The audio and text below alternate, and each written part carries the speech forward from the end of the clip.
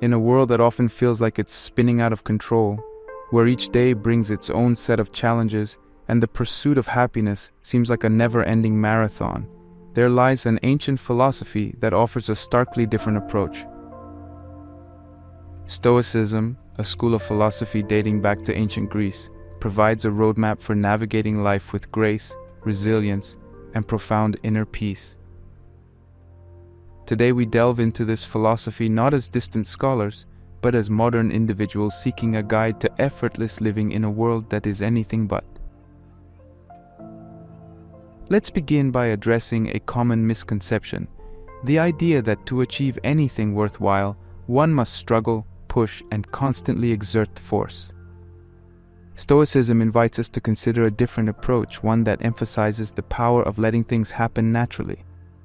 It's about understanding that there is a flow to life, an undercurrent that, if we learn to navigate it skillfully, can lead to outcomes more remarkable than any forceful effort could ever produce.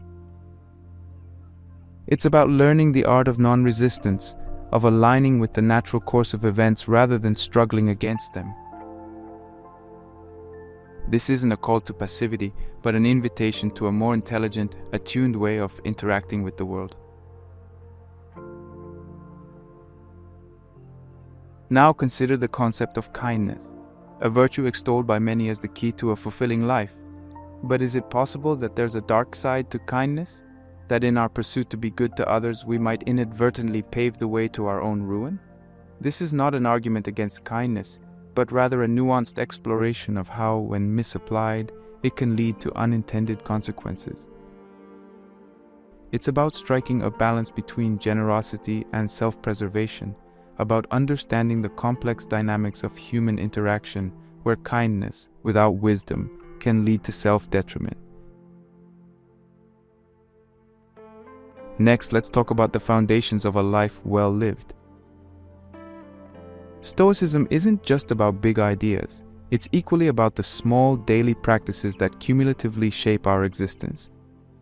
What are the things one should do every day to live a life in harmony with Stoic principles? It's about identifying and integrating daily habits that foster inner strength, clarity of mind, and emotional resilience.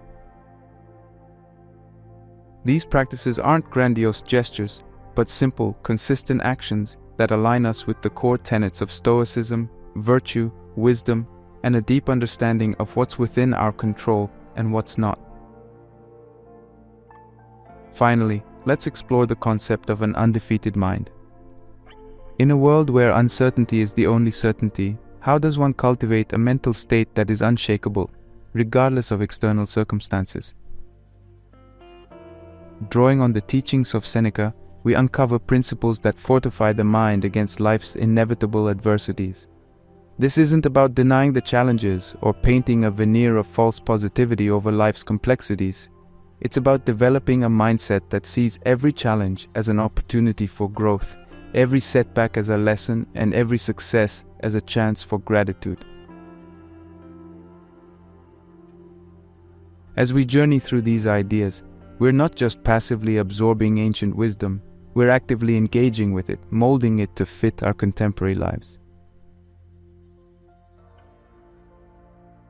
Stoicism, in its essence, isn't a rigid doctrine but a living philosophy, one that adapts and evolves as our understanding deepens and our experiences broaden. In this exploration, we'll discover that effortless living doesn't imply a life without effort. Rather, it's about the effort that's in harmony with our nature, our circumstances, and the natural order of the world.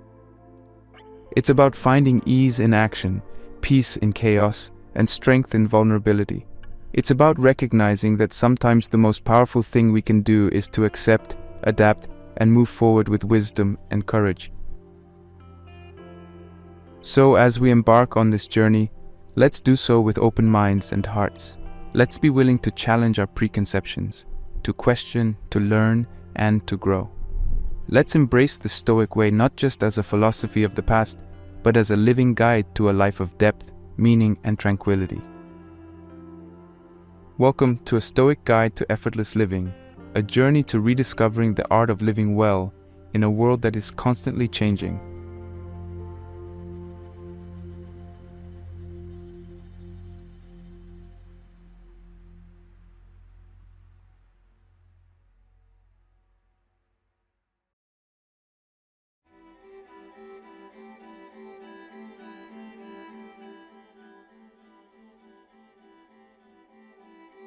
Have you ever pushed a door marked pull, and for a frustrating moment, found yourself stuck outside looking in? In that brief second, you're at odds with the very mechanics of how things work. Now imagine if that wasn't just a door, but your approach to life. The world we live in today praises the go-getters, the shakers, the ones who make things happen. But what if I told you that the secret to inner peace and outer success doesn't lie in the force of effort, but in the graceful art of letting things unfold? This isn't about inaction, it's about a strategic effort, the kind that aligns with the rhythm of the universe rather than scrambling against it. At first glance, this might sound like a call to passive existence, an invitation to drift aimlessly on the tides of fate. But as we'll see, there is a profound strength in understanding the difference between effort and force, between taking action and trying to control the uncontrollable. This is the Stoic perspective, a philosophy that has stood the test of millennia, still as relevant now as it was in the days of the Roman Empire. But who were these Stoics, and what have they taught us about effort and force? Stoicism is not merely a set of doctrines but a way of life, a blueprint for living in harmony with nature's laws and our own inner virtues. The Stoics, including great minds like Marcus Aurelius, Seneca, and Epictetus, were not concerned with academic debates but with practical wisdom. They believed in the power of reason, the importance of virtue, and the acceptance of fate. Consider Marcus Aurelius, the Roman emperor, who by day led legions and governed an empire, and by night penned reflections that would become immortalized in his meditations. He writes, "Do not waste what remains of your life in speculating about your neighbors, unless it is to effect some good for them. No, rather, while there is still time, go within and weigh up your own measure." Here, in the quiet recesses of his thoughts, Marcus Aurelius reminds us of the futility of trying to force our will upon the world. Instead, he invites us to turn inward, to cultivate our character, and to let our efforts flow from a place of inner alignment with nature's course. Or take Seneca, the statesman and philosopher, who observed the ebb and flow of fortune with the keen eye of a scholar and the heart of a poet. He mused, "Fate leads the willing and drags along the reluctant," encapsulating the essence of our topic today. What a striking image, that of life's currents, either gently guiding us or forcefully pulling us along. Seneca's words encourage us to discern when to exert effort and when to yield, to understand that there is a time to row with all our might, and a time to raise our oars and let the river carry us forward. This distinction between effort and force is critical. Effort is aligned with purpose and direction. It's rowing downstream, moving with the current of our own nature and the nature of the world. Force, on the other hand, is rowing against the tide, exhausting ourselves in the vain attempt to bend the river to our will. The former is rooted in wisdom and strength, the latter in a misunderstanding of our place within the grand tapestry of existence. But how does one distinguish between the two? How do we know when to strive and when to surrender? This is the crux of our exploration today. It's about understanding the signs of force, the tension in our bodies, the frustration in our minds, the sense of fighting an uphill battle against the relentless forces of life. It's also about recognizing the signs of true effort, the feeling of being in the zone, the satisfaction of doing our best without attachment to the outcome, the peace that comes with knowing we have acted with virtue, regardless of the results. To truly grasp this concept, we must immerse ourselves in the natural flow of life. We'll examine how the Stoics lived by this flow, how they embraced destiny while also exercising their will, how they took action without becoming ensnared by the fruits of their actions. We'll explore the balance they struck between shaping their lives and accepting life's unfolding narrative. We'll look at modern examples too, because this isn't just an ancient philosophy to be admired from afar. It's a living, breathing guide that can influence how we lead our lives today. How do we set goals in a way that's grounded in the art of allowing? How do we pursue relationships without clinging too tightly to our expectations? How do we advance in our careers without becoming consumed by ambition? Our exploration will take us through these questions and beyond. We'll dig into practical steps to integrate the Stoic art of allowing into our daily lives. We'll talk about recognizing what is and isn't within our control, about the joy that comes from aligning with the natural course of events, and about the liberation in letting go of the compulsion to force life to conform to our will. In the words of Epictetus, "No great thing is created suddenly. This wisdom is our compass as we navigate the space between action and inaction, between making things happen and letting them happen." It's a reminder that the most profound changes in our lives and in ourselves often come not from the force of our will, but from the patience of our effort.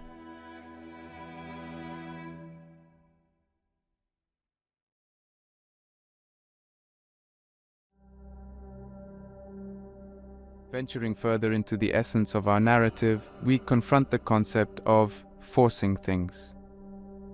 To force is to push against the natural rhythm of events and experiences with a kind of blind determination that often ignores the realities at play.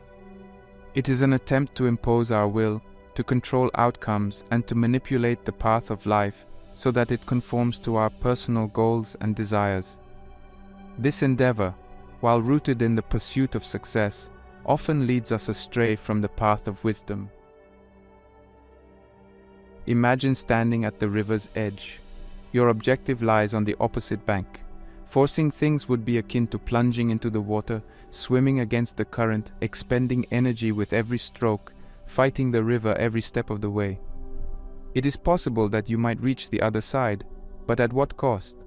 Your strength is depleted, your spirit wearied, and you are left wondering if there might have been a better way, a bridge, a boat, or a smoother passage downstream. Now let's turn our gaze inward to the psychological and emotional landscapes within us. When we force things, what occurs in the realm of our minds and hearts? There is a tightness, a constriction that comes with trying to control the uncontrollable. It manifests as stress, the body's alarm system, signaling that something is not right. Anxiety follows, a sense of dread that shadows our every move, whispering of all that could go wrong. And, if left unchecked, this state of constant strain leads to burnout, a deep and profound exhaustion that dims the light of our spirit and the sharpness of our intellect.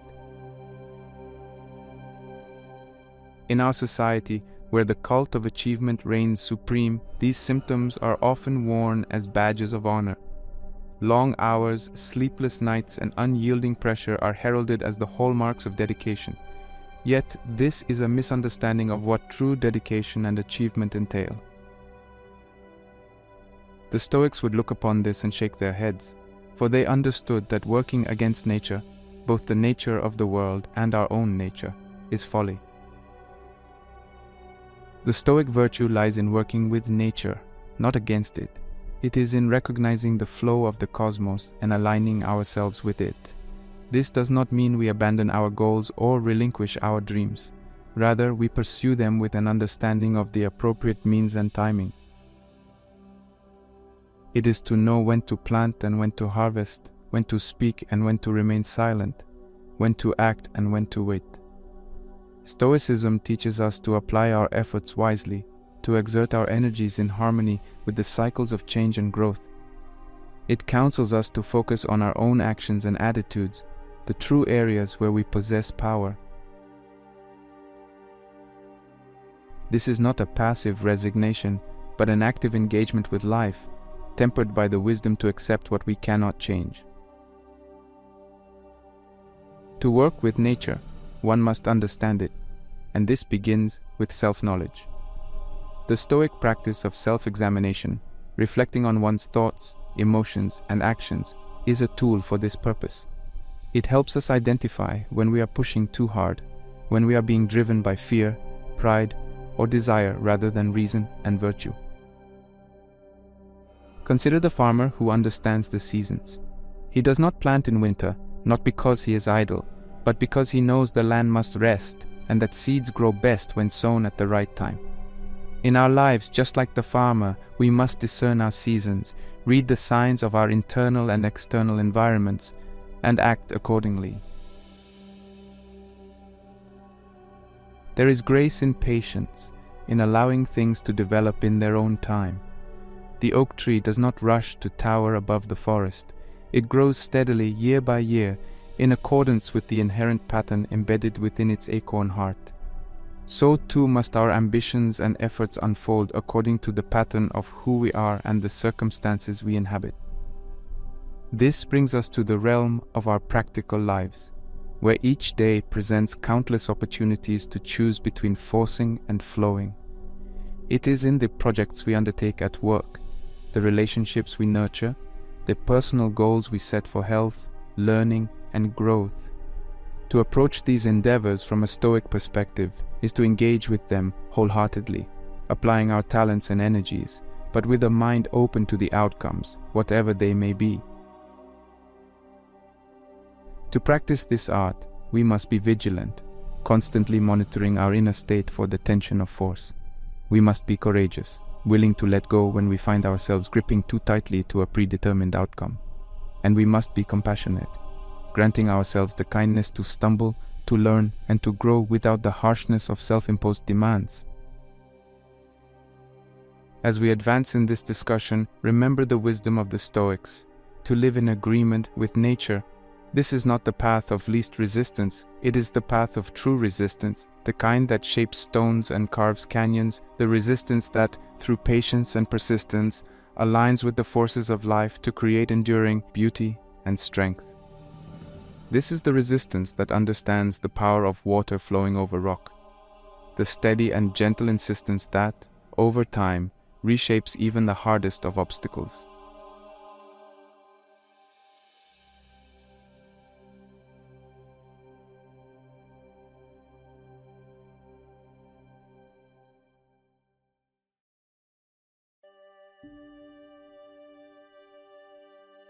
In seeking further comprehension of the Stoic philosophy, one must traverse the realms of history, uncovering the roots that have nourished this enduring wisdom. The ancient Stoics perceived the world as an interconnected web, governed by a divine reason they termed logos. Within this cosmic fabric, they believed that the only true control we possess is over our faculties of judgment and action, while all else lies outside our domain in the hands of fate or providence. This understanding shaped their approach to life, embracing what occurs with equanimity and focusing their efforts on personal virtue and wisdom. The Stoics did not advocate for passivity, rather they called for an active participation in life, tempered with the acceptance that outcomes are not ours to dictate. This balance between control and acceptance is the golden thread woven through the tapestry of Stoic thought. One of the most compelling historical anecdotes illustrating this Stoic acceptance is the tale of Zeno of Citium, the founder of Stoicism. Legend has it that Zeno was a prosperous merchant until a shipwreck near Athens stripped him of his wealth. It was this twist of fate that led him to the Stoic philosophy, studying under crates of Thebes, and eventually developing his philosophical system that espoused inner peace through the acceptance of fate. The shipwreck that could have been perceived as a catastrophic event became the catalyst for Zeno's philosophical enlightenment. It's an exemplar of the Stoic attitude, transforming misfortune into opportunity, perceiving obstacles as the raw material for growth. Zeno's loss of external possessions led him to discover the internal wealth of wisdom, virtue, and tranquility. Let's fast forward to the present day and consider the applicability of these historical lessons in our modern context. Today, we navigate a world of unprecedented complexity and change, where the illusion of control is amplified by technology and the pace of innovation. Yet, the essence of what we can truly govern remains unchanged: our thoughts, our choices, and our reactions. The modern allure of control can be seen in the countless tools and systems designed to optimize every aspect of our lives, from sleep to productivity. We schedule, we plan, we track, often forgetting that despite our best efforts, life has a way of unfolding in unexpected patterns. The Stoic teachings remind us that it is not the plan itself, but our attachment to the plan that often leads to turmoil. In the contemporary sphere of influence, from business leaders to sports coaches, the Stoic principle of focusing on the process rather than the outcome has been celebrated and adopted. It is recognized that excellence results from the quality of our actions, not from the anxious preoccupation with results. By applying Stoic wisdom, we learn to invest our energy in the present task with full commitment, leaving the results to unfold as they will. The narrative of the Stoic acceptance of fate is also visible in the stories of many historical figures, who, despite facing adversity, channeled their experiences into positive change. In our own lives, the relevance of Stoicism is equally profound. We encounter daily challenges and obstacles, some minor and some life-altering. The Stoic practice of differentiating between what we can control and what we must accept helps us navigate these trials with a steadier heart and a clearer mind. It encourages us to focus our efforts on our response, our integrity, and our purpose, rather than on the capricious elements of chance and circumstance. Moreover, Stoicism provides a moral compass in an age often characterized by moral relativism. It offers a framework for personal development that emphasizes character over fame, virtue over success, and wisdom over knowledge. By applying these principles, we anchor ourselves in a philosophy that values the content of our character above the contingencies of our lives. In times of crisis, whether personal or collective, the Stoic teachings shine brightly as beacons of resilience. The Stoic virtue of courage is not about the absence of fear, but about the ability to persist despite fear. It is about facing a world in flux with a soul rooted in the bedrock of virtue, ready to adapt, to accept, and to overcome. Thus, the Stoic wisdom of allowing things to happen, of acknowledging the role of fate while committing to virtuous action, is not a relic of the past, but a living, breathing guide for the present. It invites us into a dance with destiny, where we lead with our virtues, follow with our acceptance, and create a harmony that echoes the Stoic sages of old.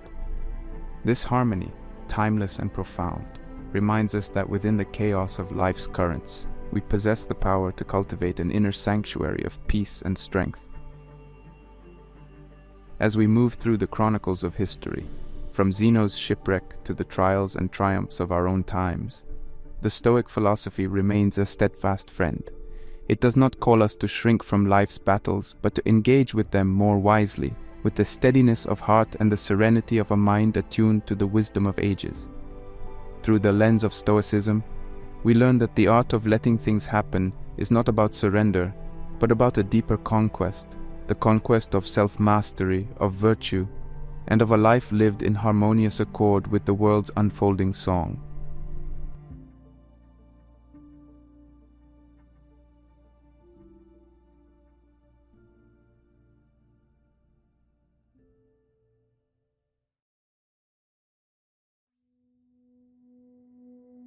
Delving into the rich fabric of Stoic wisdom, we arrive at a pivotal juncture, the philosophy of action without force. This is not an admonition against action itself, but rather against the attachment to the fruits of our actions. It's a delicate balancing act, one that requires us to engage with the world fully, exerting ourselves in the pursuits we deem worthy, while simultaneously releasing our grip on the expectations of what these pursuits should yield. In the Stoic view, action is essential.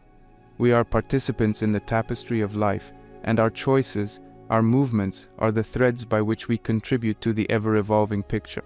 Yet, Stoics distinguish sharply between taking action, which is under our control, and forcing an outcome, which is not. We are encouraged to pour our efforts into the former, and to cultivate a graceful detachment from the latter.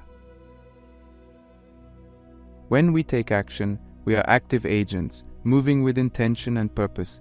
We are planting seeds of effort, care, and skill. But once planted, the growth of these seeds, the outcomes, are subject to innumerable factors beyond our ken: the weather, the soil's fertility, the passing of time. To force an outcome is to stand over the seedlings, pulling at them, demanding that they grow faster, taller, stronger. It's not only futile, it's likely to damage the very growth we seek to foster. This concept might be crystallized in the image of an archer from Stoic texts. The archer pulls back the string, aims with concentration, and releases the arrow. His job is done in the moment of release, where the arrow lands is no longer in his hands.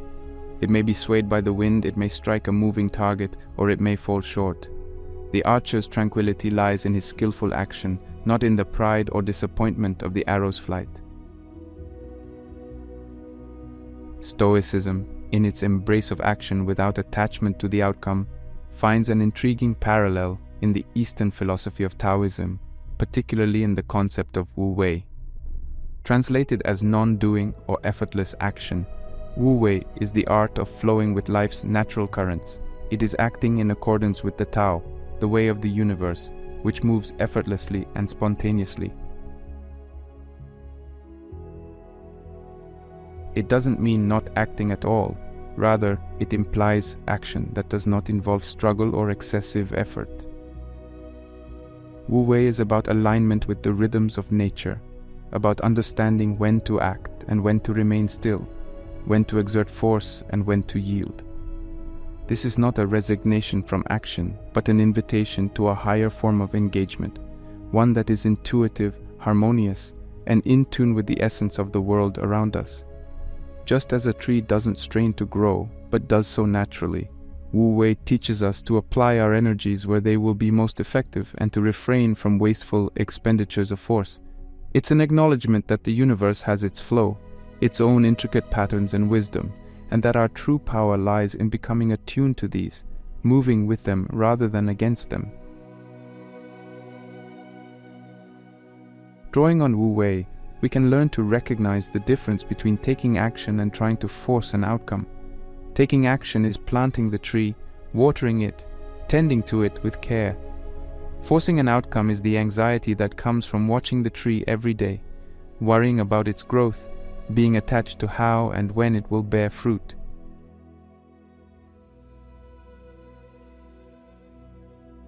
In our personal lives, this might translate to doing our best at our jobs, in our relationships, and in our self-development, without becoming attached to how these efforts will be received or what they will produce. This detachment doesn't diminish the quality of our action. In fact, it might enhance it. When we are not fixated on outcomes, we can be more present, more attentive, and more aligned with the task at hand. The resonance between Stoicism and Taoism in this aspect is profound. Both philosophies counsel us to let go of the need to control and to trust in the process of life. They remind us that there is a wisdom to the unfolding of events that we, with our limited perspective, cannot fully comprehend, and so they teach us to act with integrity, do our part, and then step back, allowing the world to do its own. These philosophical threads converge on a simple yet powerful truth: that peace comes not from controlling the outcomes of our actions, but from knowing that we have acted rightly to the best of our ability and with good intent. This is the heart of action without force, a heart that beats steadily, calmly, resonating with the timeless wisdom that has guided countless souls through the tumults of history. In applying these principles to our contemporary lives, we find a pathway to a more serene and effective existence. We learn to distinguish between the healthy exertion of effort and the unhealthy obsession with control. We learn to set goals, to strive, and to let go.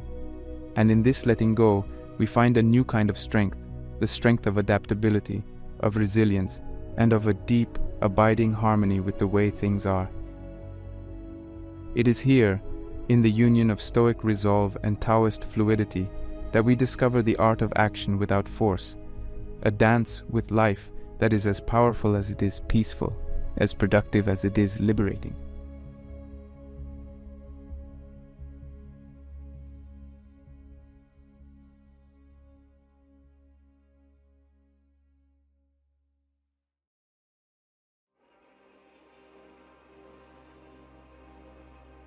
The Stoic teachings offer profound lessons on the art of letting go, providing us with a guide to living a life that is both purposeful and tranquil.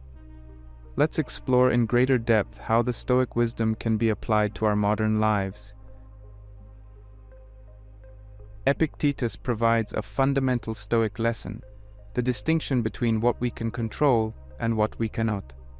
This discernment is the bedrock of Stoic peace of mind. Some things are within our power while others are not. Within our power are opinion, motivation, desire, aversion, and in a word, whatever is of our own doing.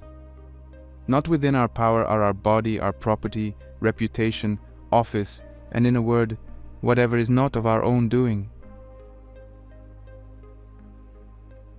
In a world that often feels chaotic and unpredictable, understanding and embracing this dichotomy can be transformative. Imagine living with the constant recognition that our efforts are best placed on our inner world, the realm of our own decisions, judgments, and reactions. This is where true agency lies. By accepting this, we can conserve our energy, no longer dissipating it in futile attempts to control the uncontrollable. It's like sailing. A skilled sailor doesn't waste time lamenting the direction of the wind, but instead adjusts the sails and steers accordingly. In practical terms, this means focusing on our responses to situations, not the situations themselves. It's about preparing ourselves for the various outcomes of our actions, understanding that success is not in the achievement itself, but in the effort well applied. When we apply this in our lives, we begin to let go of the frustration that comes with disrupted plans and unforeseen obstacles, and we start to move through life with a steadier, more resilient pace. Accept the things to which fate binds you, and love the people with whom fate brings you together, but do so with all your heart.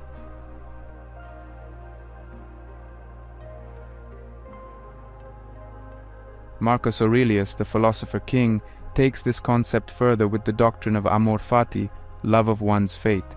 This profound acceptance goes beyond mere endurance. It's a joyous embrace of all that life offers, both the triumphs and the tragedies. What if we welcomed everything that happened to us as if we had chosen it ourselves? It's a radical shift in perspective, turning every moment into something of value, an opportunity for growth and reflection. This doesn't mean being passive or resigned to suffering. It means seeing the potential in whatever occurs. Marcus's insights can lead us to find beauty in the inevitable cycles of life. He encourages us to look at the whole of which we are a part, to understand our place within the greater order of things. This broader view can free us from the myopia that magnifies our troubles and blinds us to the possibilities contained within them. In embracing our fate, we are not giving up on making things better. Instead, we're committing to move forward with a kind of optimistic pragmatism.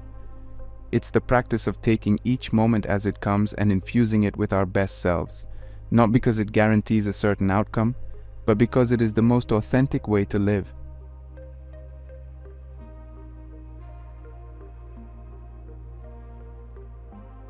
It is not that we have a short time to live, but that we waste a lot of it. Life is long enough, and a sufficiently generous amount has been given to us for the highest achievements if it were all well invested. Seneca's musings on time provide a vital Stoic lesson on the importance of prioritization and focus. He prompts us to consider the scarcity of time and the folly of wasting it on the inconsequential. His admonitions against the squandering of time are a call to action for mindful living. We live in an era filled with distractions, where our attention is a currency in high demand. Seneca's advice takes on new meaning when we consider how modern technologies can lead us to inadvertently waste vast amounts of this precious resource. What would it look like if we applied his wisdom today? It would mean a conscientious effort to let go of the trivial, the endless scroll through social media, the preoccupation with the lives of others, the worry over things beyond our control. Instead, we can choose to use our time in pursuits that enrich our souls and better our world. This could involve deepening our relationships, cultivating our talents, or contributing to our communities.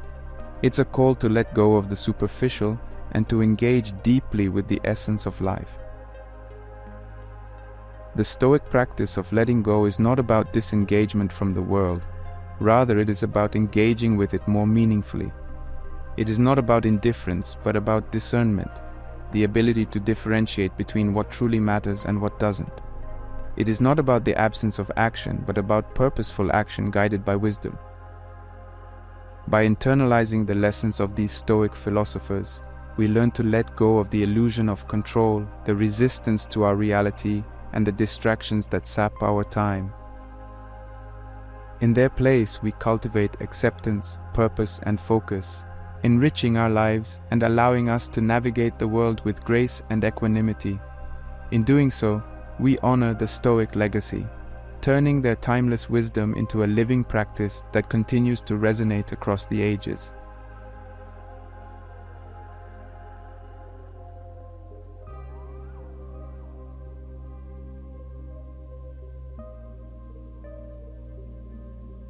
Incorporating the philosophy of non-force into the minutiae of daily life is akin to learning a new language, the language of deliberate calmness and measured response.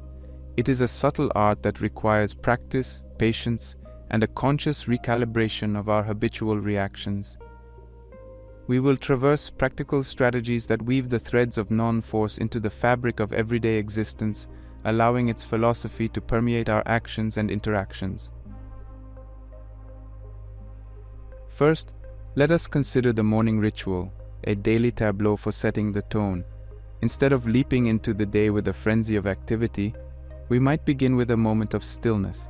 This could be a short meditation, a few minutes of deep breathing, or simply sitting with a cup of tea, anchoring ourselves in the present. The objective is to cultivate a space where we can acknowledge the day's potential without the compulsion to steer it forcibly.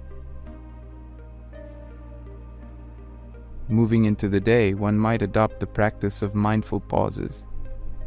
Before commencing a new task, entering a meeting, or even responding to an email, we take a brief pause to assess our state of being. Are we acting out of compulsion or choice? Are we about to force an outcome, or are we prepared to do our best and let the results unfold? These mindful pauses become checkpoints that reinforce the discipline of non-forcing. Another exercise lies in the realm of communication. When engaging in conversation, we can practice active listening, giving space to the other person's words and resisting the urge to impose our narrative or desired conclusion. This creates a dynamic where dialogue flows naturally, without the coercion of preconceived agendas. To build the discipline of non-forcing, we can also engage in reflection at the end of each day. A journal can serve as a powerful tool here, allowing us to revisit our actions and attitudes. Did we push too hard in any situation? Could we have approached a problem with a lighter touch? This reflection is not about self-reproach, but about learning and recalibrating for the days ahead. In terms of habits, we might cultivate the art of strategic yielding. This involves recognizing moments when resistance is less effective than flexibility. Like the willow tree that bends in the storm but does not break, strategic yielding is about identifying the strength in adaptability. This could mean deferring a decision when emotions are high, yielding the floor in a debate to gather more information, or simply opting to take a walk when a work problem seems insurmountable. Furthermore, we can embrace practices that encourage a letting go mindset, such as yoga or tai chi, which synchronize movement and breath, teaching us to move with intention but without unnecessary tension. The physical act of releasing tension in the body can be a metaphor for releasing psychological tension and the need to control.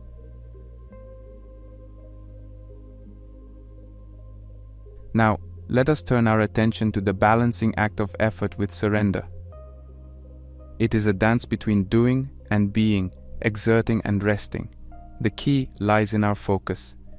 When we concentrate on the process, the doing, rather than the outcome, we find a rhythm that honors both effort and ease. We work wholeheartedly, yet we remain inwardly detached from the fruits of our work.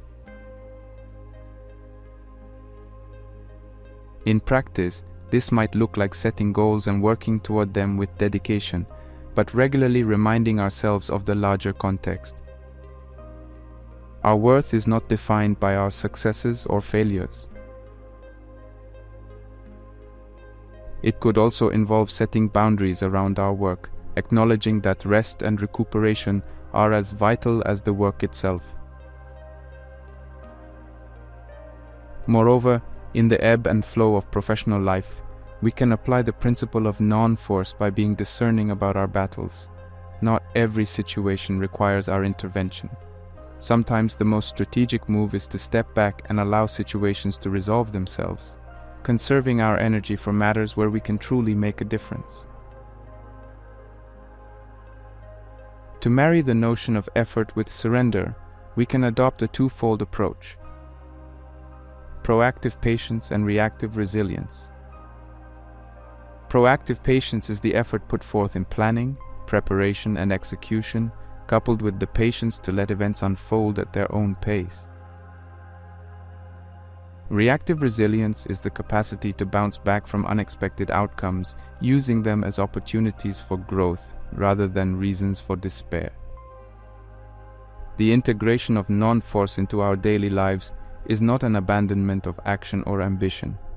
It is instead a more sophisticated engagement with both. It calls us to act with intention, guided by wisdom rather than whim, influenced by purpose rather than impatience. As we embody these practices, the philosophy of non-force transcends concept and becomes lived experience, a serene confluence of effort and surrender that shapes a life of depth, balance, and fulfillment.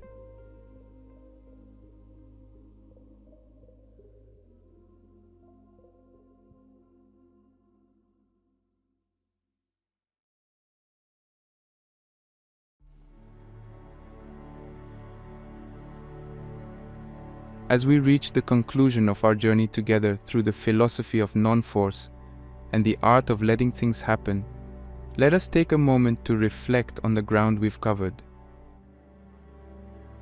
We embarked on this voyage guided by the wisdom of the Stoics, learning to discern between effort and force, understanding that while we can plant seeds with intention, the blossoming occurs not at our command but in its own time and way. We recognize the telltale signs of forcing, stress, anxiety, and burnout, and contrasted these with the serene strength that comes from working in harmony with nature's rhythms. Our exploration took us through history, walking in the footsteps of Zeno and other Stoics who exemplified the virtue of acceptance in the face of life's unpredictable tempests. We considered the lessons from their experiences and the modern-day relevance of an unforced approach to life's challenges. The concept of Wu Wei from Taoism entered our conversation, enriching our understanding of action without attachment, and we found common ground between these ancient philosophies, realizing that effort can be exerted without the tension of force. We delved into the psychological effects of letting go, appreciating the mental health benefits that unfold when we cease to strain against the current of existence. We discussed how letting go has the power to reduce stress and improve our overall well-being, with research and personal anecdotes bolstering this transformative perspective. In the realm of practical application, we provided tools for integrating non-force into daily life. We spoke of mindful pauses, reflective journaling, the practice of active listening, and the cultivation of strategic yielding. we examined the intricate dance between effort and surrender, encouraging a focus on the process over the outcome, proactive patience, and reactive resilience. And now, as we wrap up our dialogue, it's my hope that you feel inspired to practice the art of letting things happen. The path is laid out before you, not as a rigid track to be followed with forceful strides, but as a meandering trail to be walked with a sense of wonder and openness. Each step is an opportunity to apply the principles we've discussed, to experiment with the space between action and allow, and to discover the liberating power that comes from an inner posture of release. As you go forth, remember that this is not a call to passivity, but an invitation to a more profound engagement with life. It is about aligning with the flow of events, rather than colliding with them. It is the art of shaping without forcing, of influencing without overpowering, and of living with a deep and abiding sense of peace that comes from the recognition that, while we play our part, the universe has its rhythms, and wisdom lies in moving with them, not against them. Embrace this art of letting things happen and watch as your life transforms, not because you exerted force upon it, but because you allowed it to unfold in its own beautiful, unpredictable, and perfect pattern.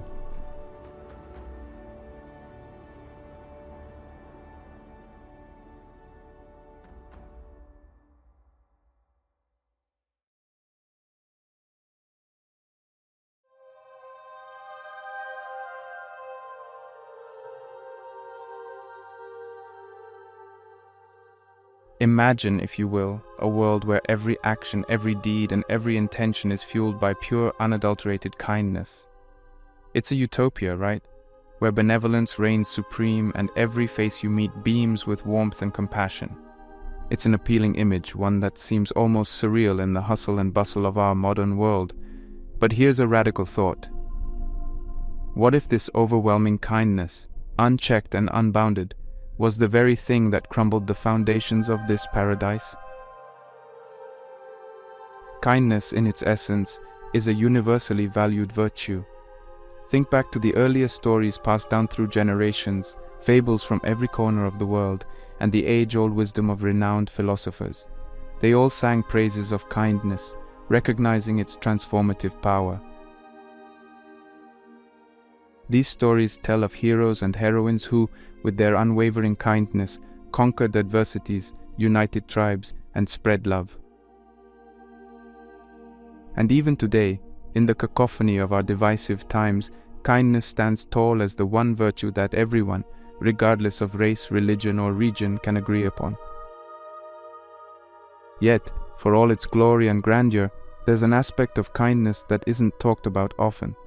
A side that, while shadowed by its overwhelming positives, can be detrimental when left unchecked. It's the side that can unintentionally lead us down a path of self-destruction, making us question our worth and tarnish our very spirit. This brings us to the core purpose of today's video. While our intentions with kindness are always in the right place, there are times and instances where its application can go awry. Just like how too much water can drown a plant, excessive or misplaced kindness can drown our spirit, leaving us feeling depleted, used, or lost. It sounds paradoxical, doesn't it? How can something so inherently good become potentially harmful? That's exactly what we're delving into today. We will explore those shadowed alleys where kindness, when not practiced with wisdom and discernment, can become counterproductive, not to instill fear, but to foster awareness. For with awareness comes the power to balance, to differentiate, and to truly practice kindness in its most genuine, effective, and sustainable form. To many, this exploration might seem unconventional, even controversial. After all, we live in a world that constantly urges us to be kind at every juncture. Social media platforms are flooded with heartwarming stories of random acts of kindness. Businesses integrate kindness into their branding strategies, and educational institutions incorporate it into their curricula. But in this sea of always be kind mantras, it's easy to lose sight of the nuances that come with it. As we venture into this thought-provoking journey, I invite you to keep an open mind, to reflect on your personal experiences, and to engage in a dialogue not just with me, but with yourself. For at the end of the day, our shared goal is personal growth and a deeper understanding of this complex, multifaceted virtue we call kindness. Let's embark on this journey together, shedding light on the 7 ways kindness, if unchecked, could potentially ruin your life, and more importantly, how to avoid these pitfalls. Remember, it's not about diminishing the act of kindness, but rather refining it, so it remains the powerful, positive force we know and love.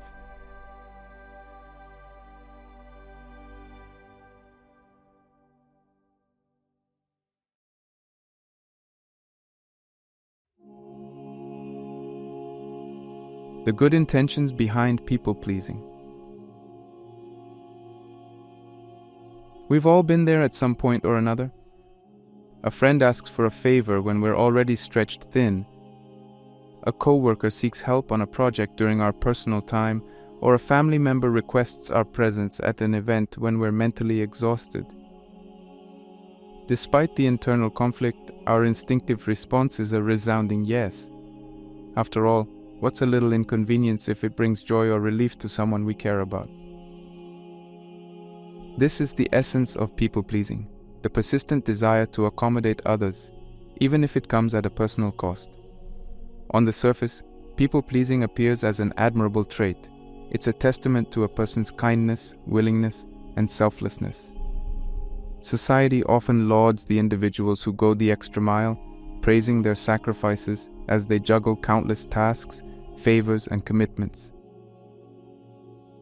But beneath this veneer of commendation lies a deeper, more intricate web of emotions and consequences that many fail to recognize until they're deeply entangled.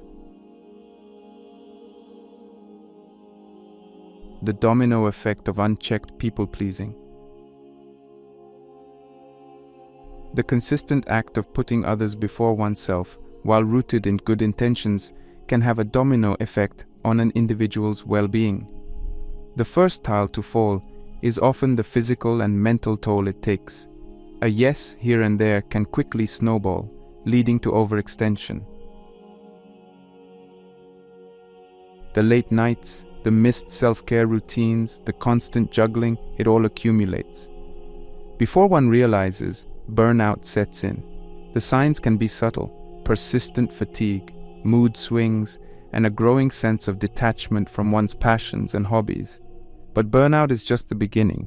As one continues to prioritize others, resentment starts brewing. It's a natural, albeit uncomfortable, emotion that emerges when personal boundaries are persistently crossed. The mind begins to wonder, why am I always the one making sacrifices? Or does anyone recognize the efforts I put in? This resentment, if left unchecked, can strain relationships, ironically defeating the purpose of people-pleasing in the first place. Perhaps the most profound casualty of unchecked people-pleasing, however, is the loss of personal identity. When one is constantly molding themselves to fit the needs, desires, and expectations of others, they start losing touch with who they truly are. Interests become aligned with those of peers. Opinions sway based on popular consensus, and over time the line between the individual's authentic self and the people-pleaser persona blurs. Recognizing the potential pitfalls of excessive people-pleasing is the first step towards reclaiming one's autonomy. But understanding the problem is only half the battle. Implementing solutions is where the real challenge lies. The primary weapon in one's arsenal against unchecked people-pleasing is setting healthy boundaries. It's essential to remember that boundaries aren't barriers, they're guidelines that help define one's personal space, limits, and values. By establishing what's acceptable and what's not, one can begin to navigate social interactions without losing themselves in the process. However, setting boundaries means little if one cannot communicate them effectively. This brings us to perhaps the most potent two-letter word in the English language: no. Saying no isn't a rejection of the person or their request, It's a declaration of self-respect. It's an acknowledgement that while one might wish to help or participate, current circumstances or well-being don't permit it. Of course, asserting boundaries and declining requests can induce guilt, especially for seasoned people-pleasers. It's crucial to remember that saying no doesn't diminish one's kindness or value. On the contrary, by preserving one's well-being, they're better equipped to help and support others genuinely and wholeheartedly when the situation allows. In the grand tapestry of human interactions, kindness and the desire to please are threads that add vibrancy and warmth. However, like any intricate design, balance is key. By recognizing the potential pitfalls of excessive people-pleasing, setting clear boundaries, and learning to say no without being consumed by guilt, individuals can weave a life that's not just pleasing to others, but deeply fulfilling to themselves. After all, true kindness begins with being kind to oneself.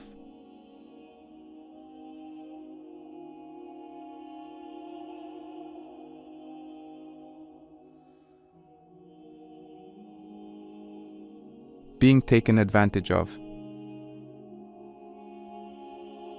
Kindness, in its purest form, is a radiant expression of the human spirit. It's the gentle hand that offers support, the soothing voice that offers solace, and the open heart that gives without expecting. However, this very openness, when not tempered with discernment, can make one susceptible to the manipulations of those with less than honorable intentions. While it's a painful notion to consider, not every hand extended in response to our kindness is looking for a heartfelt connection. Some are merely seeking to take. In many instances, it starts subtly. It could be a colleague always expecting help but never being there when the tables turn. Or a friend who frequently borrows, be it money or possessions, with a list of excuses instead of returns. Maybe it's a partner who constantly demands emotional support but rarely reciprocates. Over time, these repeated instances evolve from isolated incidents to a pattern that exploits one's kindness and generosity. The repercussions of consistently being taken advantage of are multifaceted. On the surface, there's the obvious emotional drain. Each act of unreciprocated kindness, each broken promise, and every thankless favor chips away at one's emotional reservoir. The once boundless energy and enthusiasm for helping others slowly wanes, replaced by a growing sense of cynicism and guardedness. Beyond the emotional toll, there's the tangible depletion of resources. Time, money, and sometimes even physical well-being are sacrificed in the service of those who exploit. These repeated sacrifices can lead to tangible setbacks, be it in personal goals, financial stability, or career progression. But perhaps the most insidious consequence is the erosion of self-worth. When one's kindness is repeatedly exploited, it can lead to a barrage of self-questioning. Thoughts such as, "Am I not worth the respect? Why do I always end up being used? Or, is there something wrong with me?" can plague the mind. This internal dialogue can steadily diminish one's self-esteem, casting a shadow on the very trait, kindness, that should be a source of pride. So how does one protect themselves from falling into the snares of exploitation while retaining their genuine desire to be kind? The journey begins with awareness and recognition. It's vital to be alert to the signs of manipulative behavior. These can manifest as guilt-tripping, playing the victim card, offering hollow promises, or frequently shifting goalposts. By being attuned to these behaviors, one can discern genuine requests for help from manipulative ploys. Yet, awareness is only the starting point. What follows is the need for discernment in relationships. It's essential to periodically evaluate one's relationships, separating the wheat from the chaff. Recognizing those who value and reciprocate kindness from those who merely take can be illuminating. It doesn't necessarily mean cutting ties immediately, but adjusting the level of generosity and openness based on the nature of the relationship. An essential tool in this journey of discernment is open communication. If a pattern of exploitation is identified, address it. Sometimes, it's a mere lack of awareness on the other person's part, and an open conversation can reset the dynamics of the relationship. At the heart of avoiding exploitation while being kind is the fusion of kindness with wisdom. Kindness need not be blind. It can be, and should be, practiced with open eyes and an alert mind. By integrating awareness, discernment, and open communication into one's approach towards kindness, one can not only guard against exploitation, but also ensure that their acts of generosity are directed towards those who truly value and appreciate them.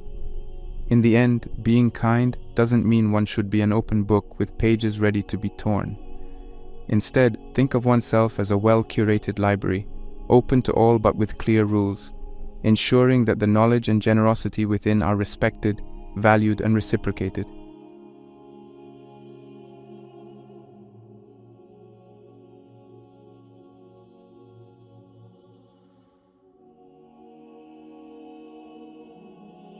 Suppressing genuine emotions. In a world that often emphasizes positivity and the power of a sunny disposition, there's an unsaid pressure to always present our best, most gracious selves. This idea is especially true for individuals with a kind-hearted nature. Whether it's in the face of criticism, in response to hurtful comments, or even during personal upheavals, there's a silent expectation to maintain a composed, kind facade. This always happy or always understanding demeanor, while commendable in many situations, can become a double-edged sword if it leads to the consistent suppression of genuine emotions. For many, wearing this mask starts as a protective mechanism. It's simpler to smile through the pain or to laugh off a hurtful comment than to confront it head-on, risking conflict or discomfort. Over time, this mask solidifies, becoming an intrinsic part of one's identity. What was once a conscious choice slowly morphs into an involuntary reflex. Emotions in their rawest form are our mind's way of communicating with us. They are signals, indicating our well-being, our needs, and our boundaries. When we consistently suppress these signals, especially the ones deemed negative such as anger, sadness, or hurt, we're essentially muting this internal communication. The repercussions of this emotional suppression are manifold. On a physiological level, bottled emotions can lead to increased stress. The body and mind, in their attempt to keep these emotions under wraps, expend significant energy, leading to fatigue, restlessness, and even somatic symptoms like headaches or digestive issues. The mental toll is even more pronounced. Emotions, when not expressed or processed, don't simply vanish. They simmer beneath the surface, and over time can lead to a range of mental health issues, from anxiety and depression to a pervasive feeling of emptiness. This consistent suppression can also result in emotional outbursts, where the pent-up feelings explode in situations unrelated to the original cause. However, perhaps the most profound consequence of this suppression is its impact on relationships.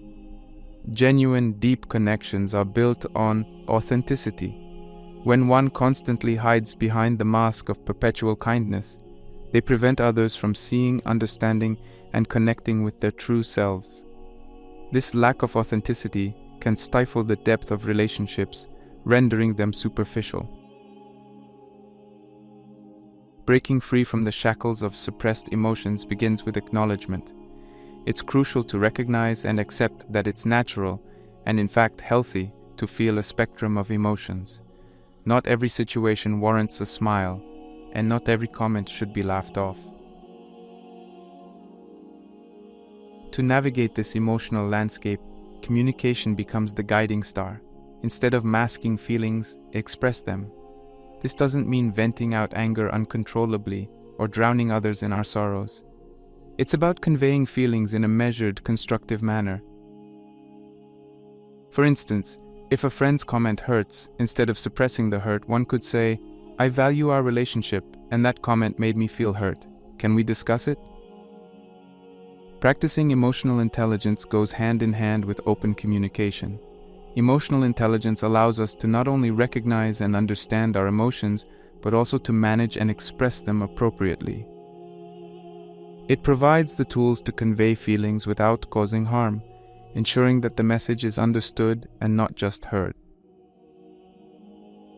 An essential aspect of this journey is to surround oneself with supportive individuals who value emotional honesty. Seek out friends, family, or even support groups that encourage genuine expression and create a safe space for open dialogue. In essence, the journey away from suppressing genuine emotions is a journey towards authenticity. It's about embracing the entirety of the human experience, the highs and the lows, the joys and the sorrows. By communicating feelings honestly and practicing emotional intelligence, one can not only foster better mental and emotional well-being, but also cultivate relationships that are rooted in genuine understanding and deep connection. Remember, true kindness isn't just about being kind to others. It's equally about being kind to oneself, and part of this kindness is allowing oneself the freedom to feel, to express, and to be truly wholly human.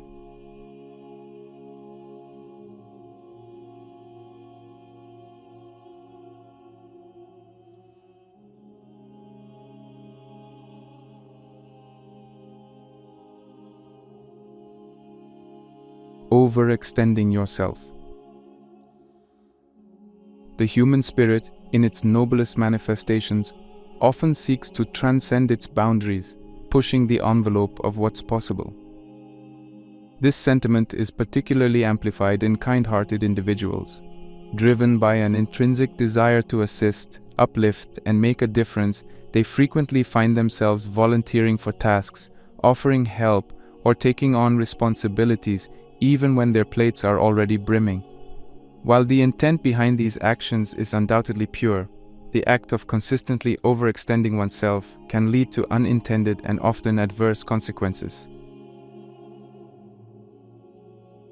The scenario is all too common. A colleague asks for help on a project when you're already swamped with your tasks. A friend requests a favor when you've barely had a moment for yourself. In these situations, the immediate impulse for many is to say yes, driven by the desire to be kind, to be seen as reliable, or simply because turning someone down feels uncomfortable. Consistently overextending oneself is akin to continuously drawing from a well without allowing it to replenish. The immediate effects might not be noticeable, but over time, the signs of depletion become evident. Physically, the strain manifests as fatigue. The body, in its attempt to keep up with the ever-increasing demands, starts to wear out. Sleep patterns can get disrupted, energy levels drop, and there's a general sense of being run down. Mentally, the toll is twofold. Productivity, for one, takes a hit. As tasks pile up and responsibilities mount, the ability to focus and deliver effectively diminishes. Quality often gets compromised in the race to meet quantity. Furthermore, the continuous cycle of taking on more than one can handle and then struggling to keep up can lead to feelings of inadequacy and decreased self-worth. Over time, the initial joy derived from helping and being of service morphs into resentment. This resentment can be directed towards the very people one is helping, or even towards oneself for not setting boundaries. It's a perplexing emotional state, being resentful for actions driven by one's intrinsic kindness. Preventing this cycle of overextension begins with a crucial realization: recognizing one's limits. This doesn't equate to admitting inadequacy or lack of capability. Instead, it's about understanding that, like every resource, one's energy, time, and capabilities are finite. And to be of service in the long run, one needs to allocate these resources judiciously. The practice of self-awareness plays a pivotal role here. Regularly check in with yourself, assess your energy levels, gauge your mood, and evaluate your workload. If you find yourself consistently fatigued, overwhelmed, or irritable, it's a signal that you might be stretching yourself too thin. Coupled with self-awareness is the art of saying no. Declining a request or turning down an offer doesn't diminish one's kindness or value. It merely signifies a momentary pause, ensuring that when one does say yes, they can do so wholeheartedly and effectively. Another essential facet in this journey is self-care. Prioritize activities and practices that replenish your energy and spirit. Whether it's a hobby, meditation, exercise, or simply taking breaks, ensure that you're carving out time for rejuvenation. Remember, you can't pour from an empty cup. The crux of the matter is this: kindness, while a profound virtue, must be practiced in moderation, not in terms of how frequently one is kind, but in understanding when to offer help and when to step back. It's a delicate dance between generosity and self-preservation. In the end, the goal isn't to limit one's kindness, but to ensure its sustainability. By recognizing limits, practicing self-awareness, and prioritizing self-care, one can strike a balance, ensuring that their acts of kindness are not just fleeting gestures but lifelong commitments.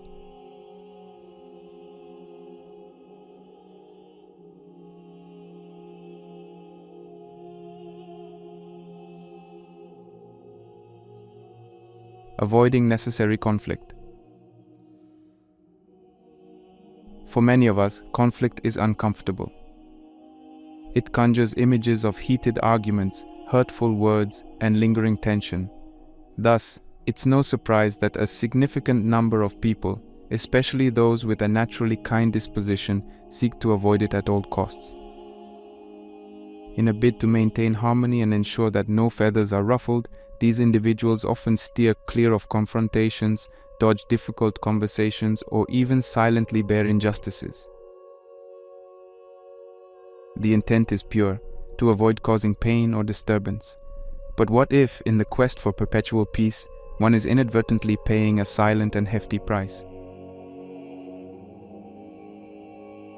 When conflicts are consistently avoided, the issues that warranted them don't magically disappear.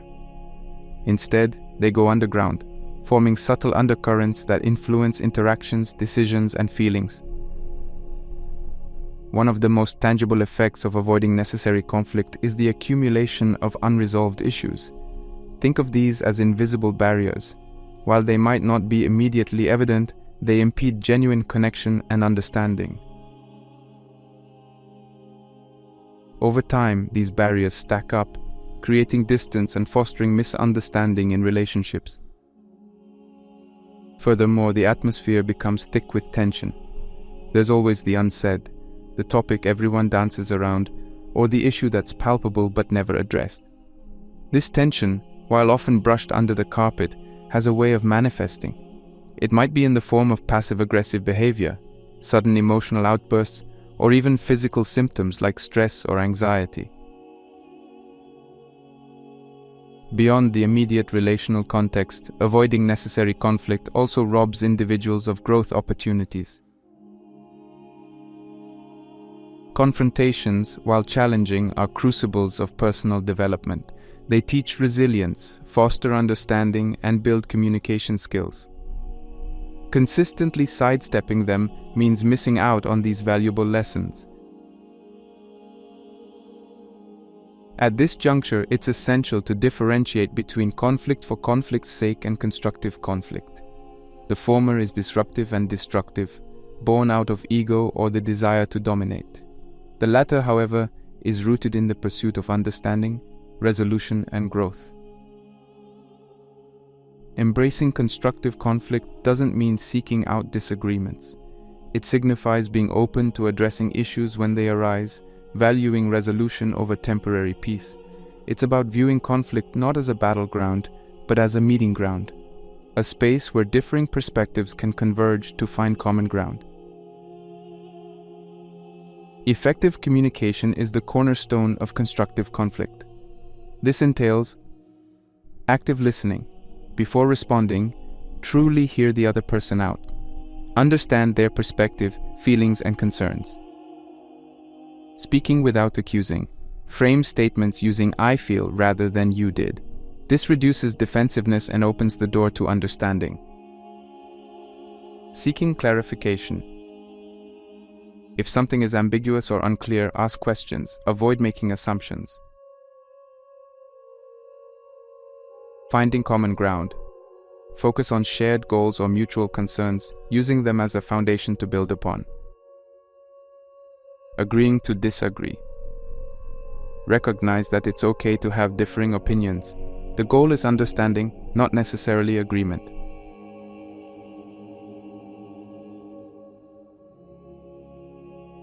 Avoiding the storm might prevent immediate discomfort, but it often leads to long-term turbulence.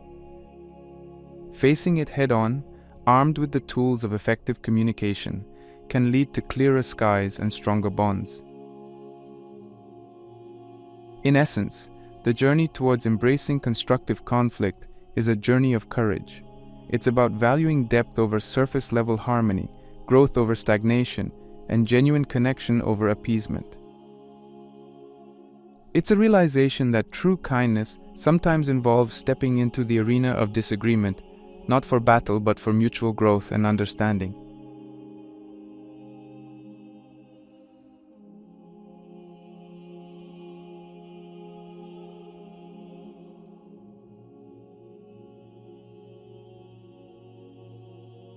Diminishing your self-worth. In many cultural narratives, the act of selflessness stands as a pinnacle of virtue. We hear tales of heroes sacrificing their desires for the greater good, of individuals putting others before themselves, and of acts of kindness that know no bounds.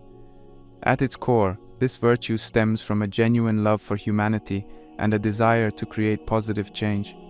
However, when consistently practiced without a parallel focus on oneself, this selflessness can lead to the inadvertent erosion of one's self-worth.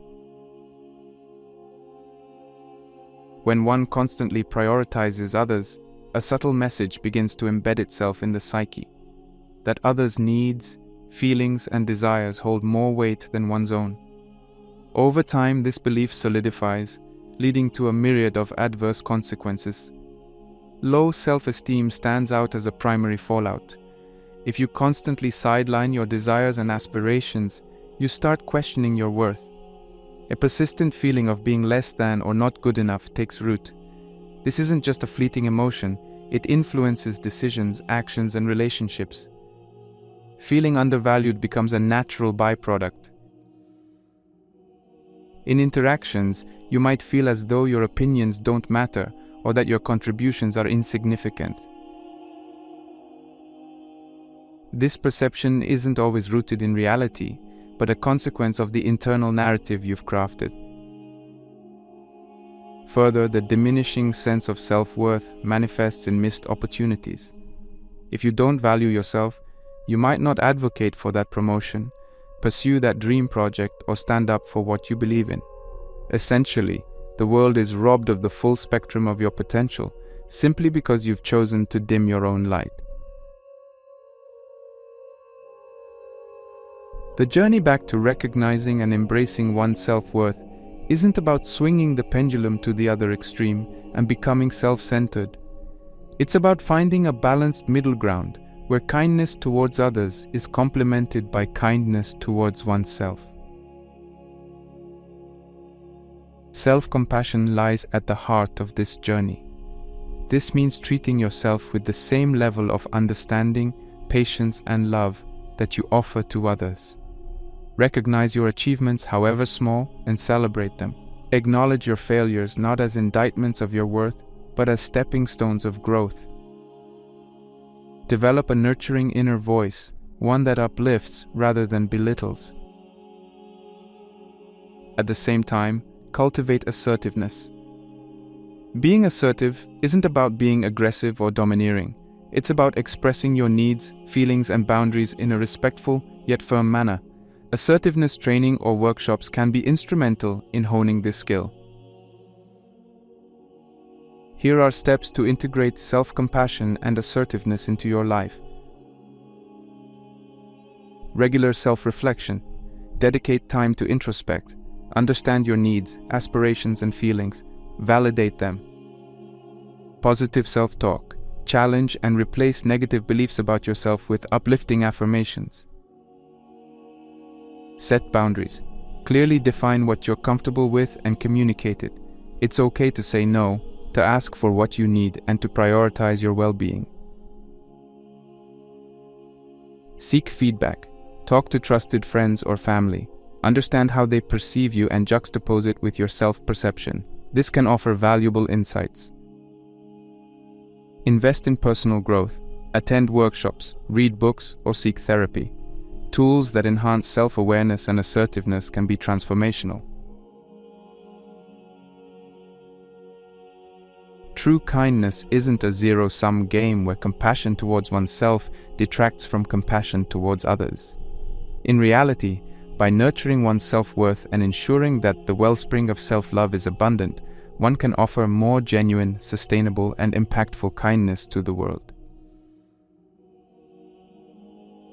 In essence, the act of valuing oneself isn't selfish, it's foundational. It ensures that your acts of kindness emerge from a place of fullness rather than lack, from choice rather than obligation, and from love rather than duty.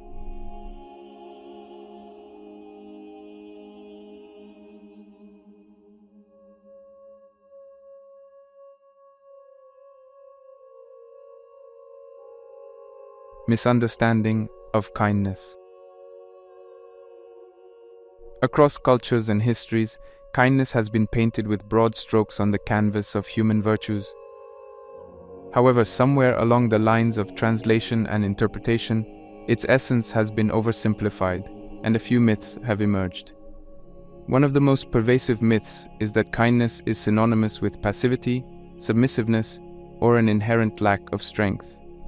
This misconception can be traced back to numerous sources. From folklore tales where the kind-hearted protagonist is often portrayed as docile and submissive to societal norms that might associate gentleness with weakness. The truth, however, is far more nuanced. The ramifications of misconstrued kindness, operating under the belief that kindness equates to perpetual passivity, can lead to a host of challenges. For one, constantly yielding, acquiescing, or suppressing one's voice can result in others perceiving you as indecisive or weak. This perception, even if unfounded, can have tangible implications, especially in settings like workplaces where decisiveness and strength are valued. Moreover, the act of constantly sidelining one's desires or opinions in the name of kindness can be misinterpreted. Colleagues might misconstrue it as a lack of conviction or passion. Friends might interpret it as disinterest. In relationships, it might be seen as indifference. The ripple effect of this misunderstanding can lead to reduced opportunities, strained relationships, and a diminished sense of self-worth. The crux of the issue here is not the act of kindness itself, but the flawed understanding and application of it.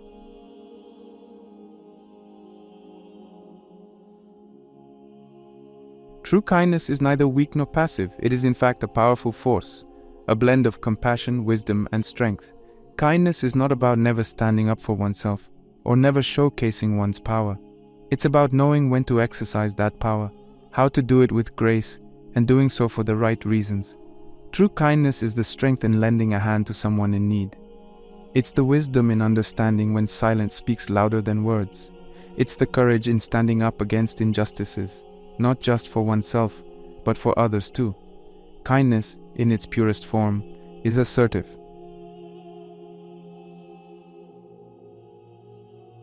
Here are ways to practice assertive kindness. 1. Educate yourself. Understand the difference between passivity, aggression, and assertiveness. Kindness thrives in the assertive space. 2. Clear communication. Express your needs, beliefs, and feelings transparently. Doing so doesn't dilute your kindness. It amplifies its authenticity. 3. Boundaries are essential. Kindness doesn't mean letting others overstep your boundaries. Define them clearly and guard them, all while maintaining respect for others. 4. Lead with empathy. Understand the emotions and needs of others. This will help in navigating situations with both kindness and assertiveness. 5. Seek role models. Identify figures in your life or history who epitomize assertive kindness. Analyze their actions and learn.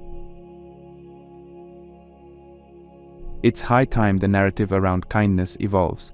Kindness is not the opposite of strength, it's a complement. A kind individual can be a formidable leader, a decisive manager, and a passionate advocate. They wield their strength not like a sledgehammer, but like a scalpel, precise, effective, and with care. In closing, embracing the true essence of kindness is about discarding outdated, one-dimensional notions and recognizing its multifaceted nature. It's about understanding that at the heart of every genuinely kind act is not weakness, but a reservoir of strength and wisdom.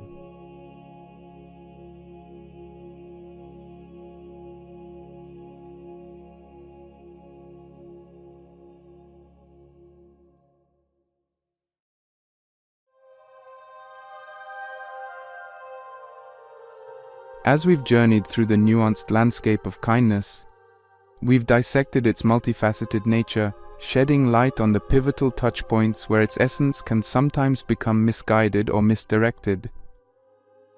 1. Excessive people-pleasing, the danger of always seeking external validation and the criticality of setting boundaries. 2.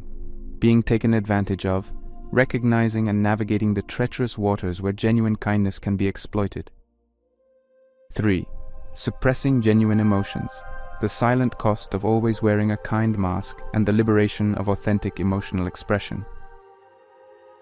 4. Overextending yourself, the pitfalls of stretching oneself too thin and the importance of understanding one's own limits. 5. Avoiding necessary conflict, the hidden detriments of constantly sidestepping confrontations and the growth fostered through constructive conflict. 6. Diminishing your self-worth, the subtle ways in which continuous self-sacrifice can erode self-value and the rejuvenating power of self-compassion. 7.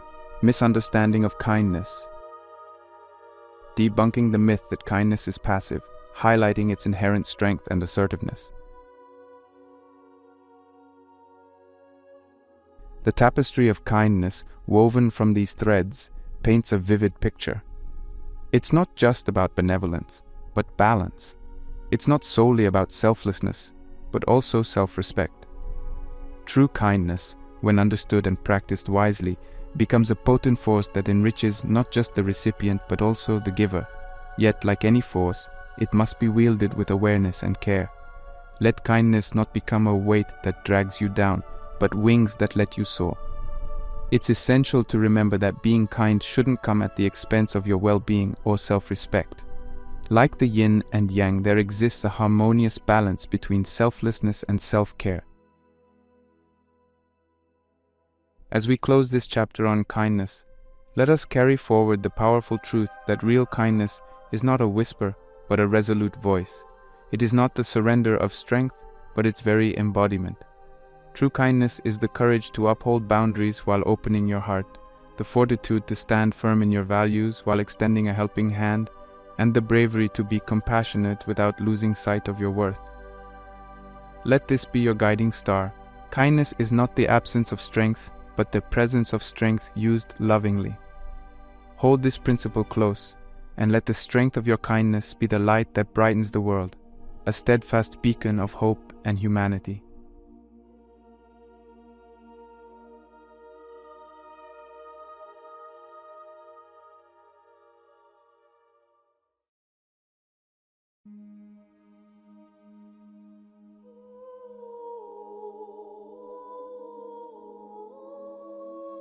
Have you ever wished for a shield against life's chaos?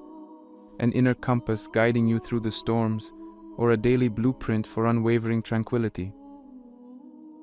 While such desires might seem ambitious, there existed ancient minds who unlocked these very secrets, turning them into an art of living. This art, known as Stoicism, is not confined to dusty old books, but is as alive and applicable today as it was millennia ago. Stoicism, for those unfamiliar, isn't just another philosophical doctrine, it's a life manual. Originating in ancient Greece, Stoicism was championed by the likes of Seneca, Epictetus, and the Roman Emperor Marcus Aurelius. It is not about stifling emotions or leading an emotionless life, but rather about understanding the nature of our emotions, our reactions to the external world, and choosing a path that leads to inner peace and virtuous action. At its core, this philosophy revolves around a few fundamental principles. Understanding what is within our control. Not everything that happens to us or around us is within our control. Stoics believe that while we can't always control external events, we can control our responses to them. This distinction frees us from unnecessary anguish and enables us to find serenity even in the face of adversity. Pursuing virtue. Stoicism places a high value on personal virtue and integrity. It's not just about what we achieve, but how we achieve it. The journey and our conduct matter more than the destination. Accepting nature's course. The Stoics saw the world as a reflection of a rational order. By understanding and accepting the natural course of events, we align ourselves with this order, leading to a harmonious existence. Value of the present. While we often get lost in the past's regrets and the future's anxieties, Stoics emphasize the importance of the present. This moment right now is all we truly have, and we should cherish and make the most of it. Now you might be wondering, that sounds great in theory, but how do I actually incorporate these principles into my daily life? That's a valid concern. Philosophies, after all, aren't just to be read about, they're to be lived. And that's where the importance of a daily routine comes into play. Daily routines are powerful. They are the scaffolding upon which we build our lives. They provide structure, focus, and a pathway to manifest our beliefs into actionable steps. For a Stoic, a well-crafted daily routine is not just a set of tasks. It's a living embodiment of their core principles. It's about waking up every day with a clear sense of purpose, ready to face challenges with equanimity, make the most of the present moment, and grow a little wiser and a little stronger. And that's exactly why you're here today. In this video, we'll outline a Stoic routine that you can integrate into your everyday life. A routine rooted in millennia of wisdom, but tailored for the modern world. This isn't just another self-help guide, it's a transformative journey towards a richer, more purposeful life. Through this routine, you will not only understand Stoicism, but live it, making each day a testament to its enduring power and relevance. So, whether you're a seasoned philosopher or someone just starting their journey into the world of Stoicism, there's something here for everyone. Let's embark on this voyage together, embracing the Stoic ideals and integrating them into our daily rhythms.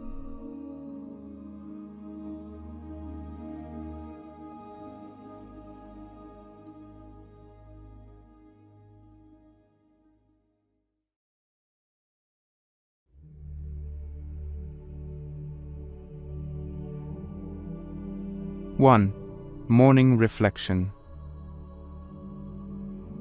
One of the foundational practices deeply rooted in Stoicism is starting the day with a period of reflection. This isn't merely a passive routine, but a purposeful recalibration of our mindset for the day ahead. Dawn ushers in not just the light of the sun, but the illumination of opportunity. It's a fresh slate, an untouched canvas upon which we paint our actions and intentions. The Stoics recognized this and believed in harnessing the power of the morning to anchor themselves in their philosophy. While most of us might be tempted to jump straight into the frenetic pace of the day or immediately reach out for our devices, a Stoic starts with an inward journey. This practice of morning reflection provides a momentary pause, allowing us to remind ourselves of Stoic teachings and set the tone for the day. Consider the words of Marcus Aurelius, one of the most powerful men in history and yet a Stoic at heart. He wrote, "When you arise in the morning, think of what a precious privilege it is to be alive, to breathe, to think, to enjoy, to love." These words aren't just poetic musings, but are filled with profound wisdom. In our modern era, it's all too easy to take the gift of life for granted. Amidst the daily grind, the notifications, the ever-mounting to-do lists, we often forget the simple miracle of existence. His words serve as a gentle nudge, reminding us of this gift. To breathe means we are alive, a part of this vast, intricate universe. To think implies the capacity to reason, reflect, and learn. To enjoy is to savor life's experiences, both grand and minuscule. And to love, perhaps the most profound of all human experiences, signifies our ability to connect, empathize, and find meaning in our relationships. But the morning reflection isn't just about recognizing life's beauty, it's equally about understanding its fragility. The Stoics constantly reminded themselves of the impermanence of life, not to become morose, but to cultivate gratitude and a sense of urgency. Every morning presents an opportunity to practice this gratitude, to truly appreciate the myriad experiences, relationships, and opportunities that life offers. When we start the day with this mindset, our troubles seem more surmountable, our joys become more profound, and our actions are imbued with purpose. At the same time, acknowledging life's impermanence each morning helps us avoid complacency. It serves as a daily reminder that our time is limited, urging us to act with intention and make the most of each moment. It's a call to avoid needless worries over trivialities, to forgive more readily, to express love more openly, and to prioritize what truly matters. Building on this foundation of morning reflection, the Stoics introduced a principle that's both simple and transformative: the dichotomy of control. This concept involves understanding what is within our control and what isn't, a distinction that's crucial for maintaining tranquility amidst life's unpredictabilities. We might not have a say in external events, the sudden rainstorm, a friend's unexpected remark, or a global event that shakes economies. However, we always have a choice in how we respond. The Stoics urge us to focus our energies only on what we can influence, thereby freeing us from the shackles of external validations and circumstances. Imagine the empowerment in truly internalizing this concept. The daily irritations, the unforeseen setbacks, even significant life challenges are all seen in a new light, not as insurmountable obstacles, but as opportunities to practice Stoic principles. The practices and principles of Stoicism, when integrated into our daily lives, provide a sturdy framework for navigating the complexities of the modern world. Starting the day with a morning reflection grounded in gratitude and an acknowledgement of life's fleeting nature helps set the stage for a day lived with intention, purpose, and resilience. While Stoicism might have its roots in ancient times, its teachings are timeless, offering profound insights and practical tools for personal growth, inner peace, and a life well lived. Whether you're just beginning your Stoic journey or deepening your practice, remember that each day offers a fresh opportunity to embody these principles and craft a life of wisdom, virtue, and contentment.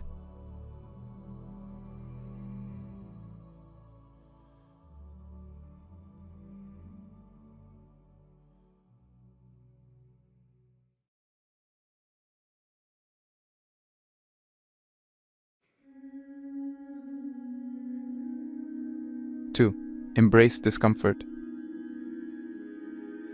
Within the expansive landscape of Stoicism, a consistent theme resonates: the idea that growth, transformation, and the very essence of life is often found not in the comforting embrace of the known, but in the challenging terrains of discomfort.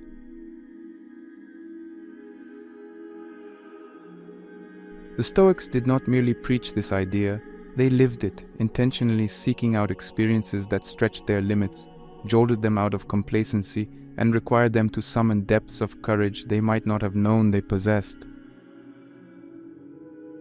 For many, the pursuit of comfort is a life goal. Our modern world, with its myriad conveniences and technologies, often lulls us into a cushioned existence.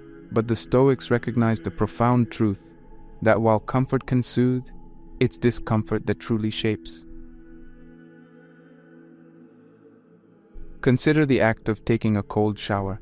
At face value, it's a simple switch from warm to cold, but in that icy embrace lies a challenge, a confrontation with the self, a test of one's will, and a reminder of the impermanence of discomfort. With each cold droplet, one learns to breathe through the initial shock, to find stillness in the midst of discomfort, and to emerge not just refreshed, but transformed. Similarly, physical exercise, be it a rigorous workout, a long hike, or even a series of deep stretches, pushes the body beyond its usual limits. Muscles ache, sweat pours, and yet with each rep or step, there's an internal strengthening that goes beyond the physical. It's a mental fortitude being built, a testament to the human spirit's ability to endure, adapt, and overcome. And then there's the realm of social discomfort. Speaking in public, initiating a difficult conversation, or even the simple act of expressing one's true feelings, these situations can be incredibly daunting. But in confronting these fears, in choosing to speak despite the quiver in one's voice or the racing heart, one is practicing the Stoic principle of facing adversity with unyielding courage. Seneca, one of the towering figures of Stoicism, encapsulated the essence of this idea in his profound observation. It is not because things are difficult that we do not dare, it is because we do not dare that they are difficult. These words are not just a reflection, but a clarion call. Seneca urges us to reframe our perspective, to recognize that our apprehensions, our hesitations, often amplify the perceived difficulty of a task. The mountain seems insurmountable not because of its sheer height, but because of the weight of our doubts and fears. By choosing to dare, to confront discomfort head-on, we don't just diminish the difficulty of the task, we also expand our own horizons, pushing the boundaries of what we believe is possible for ourselves. It's a transformative process, where the act of daring reshapes not just our experiences, but our very essence. Beyond personal growth, there's a broader, more profound impact of embracing discomfort. When we challenge ourselves, when we step out of our comfort zones and venture into the unknown, we inspire others. Our actions, our courage serve as a beacon, showing those around us the possibilities that lie beyond the familiar. In a way, the Stoic practice of embracing discomfort is not just an individual journey, but a collective upliftment, a wave that has the potential to elevate society at large.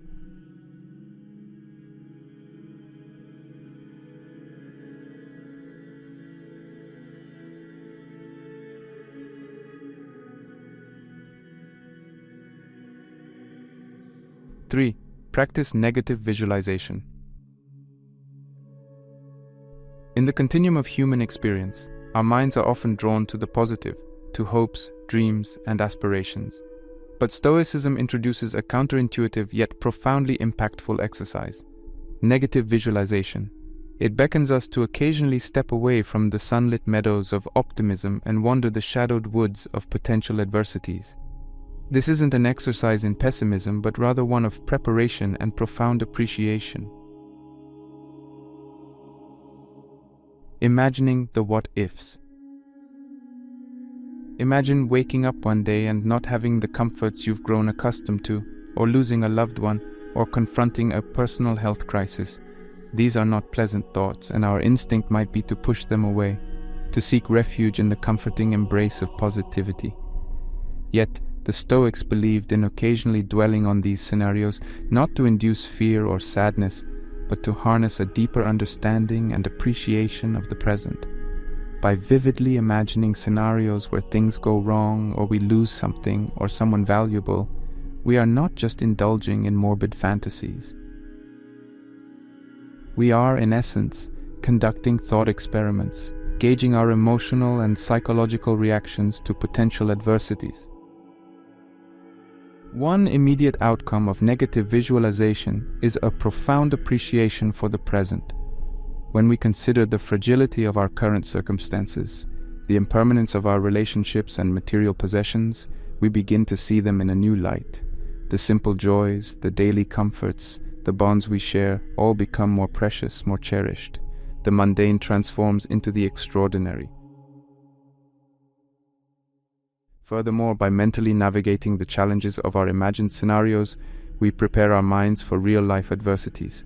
It's akin to a fire drill.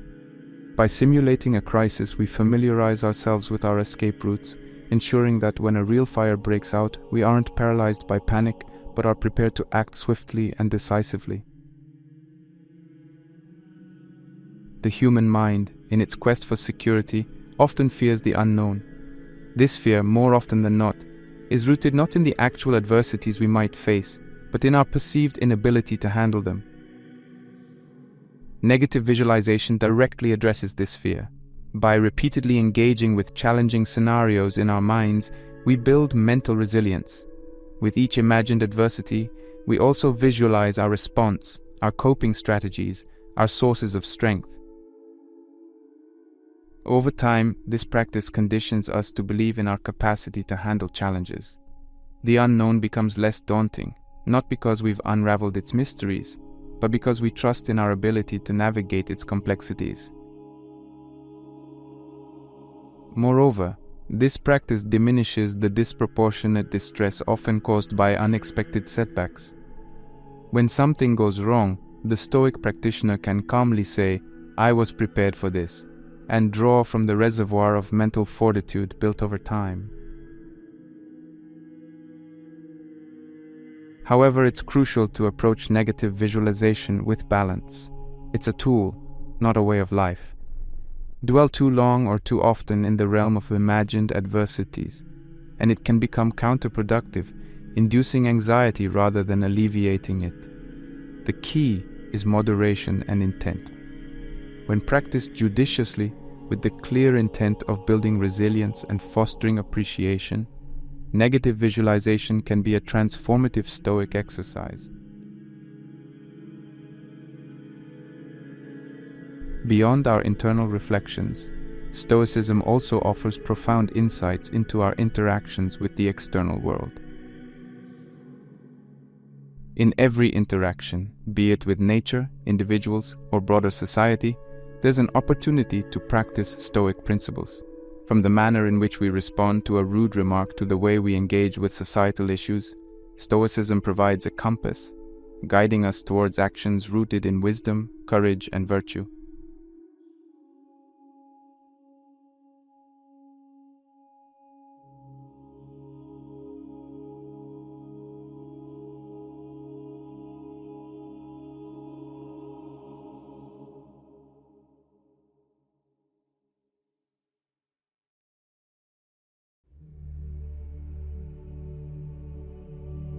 Four, take action with purpose. In this ancient philosophy, much emphasis is placed on internal reflection, mastery over one's emotions, and the art of perceptive thinking.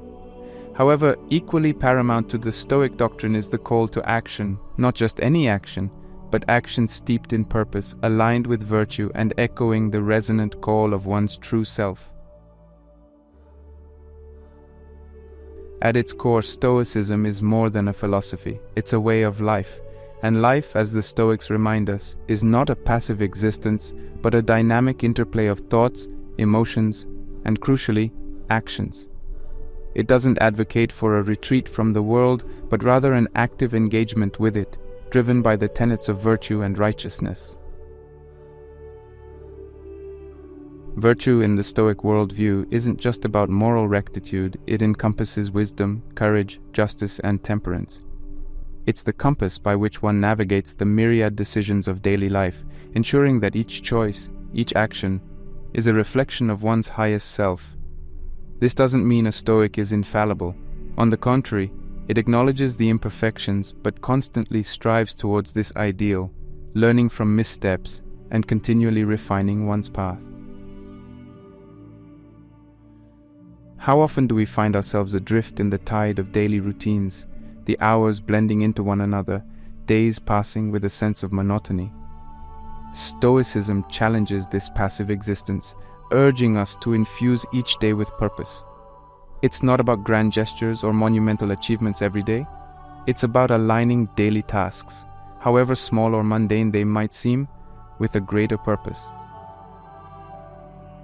It could be as simple as reading a chapter from a book to enrich one's mind, helping a neighbor, or dedicating time to a personal project that resonates with one's values. By identifying and working on purposeful tasks, we transform each day from a mere passage of time to a tapestry of meaningful moments, each thread woven with intentionality and purpose. As long as you live, keep learning how to live. This timeless adage from Seneca is not just an ode to lifelong learning, but a profound insight into the evolving nature of our existence.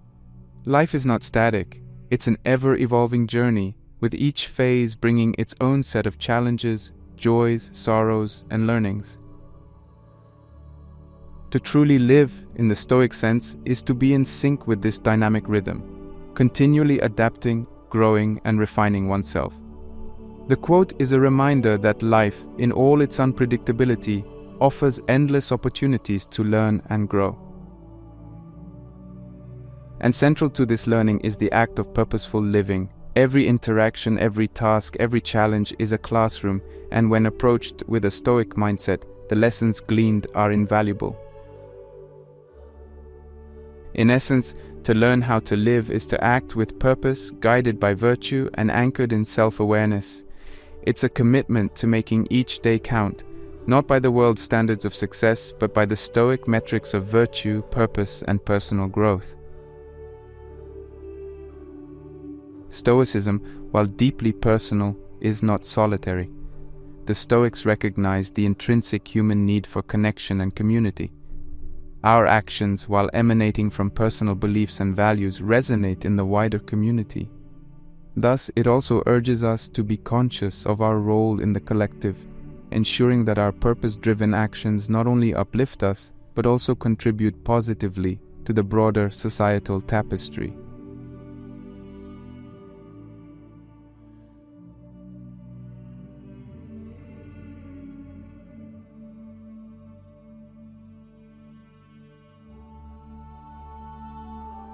(5) Evening reflection. The rhythmic dance of day and night has long been a symbolic representation of life's duality, action and reflection, light and darkness, growth and rest.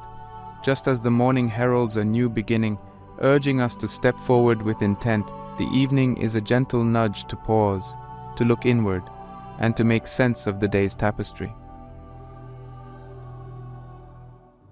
It is within this serene embrace of the night that the Stoic practice of evening reflection finds its rightful place. One of the profound gifts of human consciousness is the ability to self-evaluate, to stand apart from one's actions and thoughts and analyze them without bias. The Stoics saw immense value in this. Every evening, they would retreat into a space of quiet introspection, turning the gaze inward, examining the events of the day, the decisions made, the emotions felt, and the words spoken. This isn't an exercise in self-judgment or an opportunity to berate oneself for perceived missteps. Instead, it's a sincere attempt to understand oneself better, to identify patterns, to celebrate the day's victories, no matter how small, and to acknowledge areas that require more attention or improvement. As we already mentioned, central to Stoic philosophy is the understanding of control, or more precisely, the dichotomy of control. It's the wisdom to recognize what is within our control and what isn't. This principle is pivotal in the practice of evening reflection. As one revisits the day's events, it's crucial to categorize them using this Stoic lens. Perhaps you encountered a rude coworker, faced an unexpected challenge, or missed an important deadline. While the initial reactions might range from anger to disappointment, the evening reflection offers a fresh perspective. By asking, "Was this within my control?" we start to discern the external factors from the internal ones. The co-worker's behavior, the sudden challenges, are externalities beyond one's direct control. But our reactions, our emotions, our subsequent decisions, these fall firmly within the realm of our agency.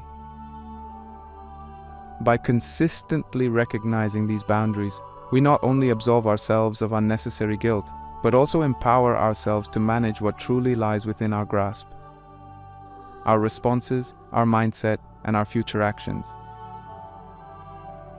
The evening reflection, while grounded in today, is also a bridge to tomorrow.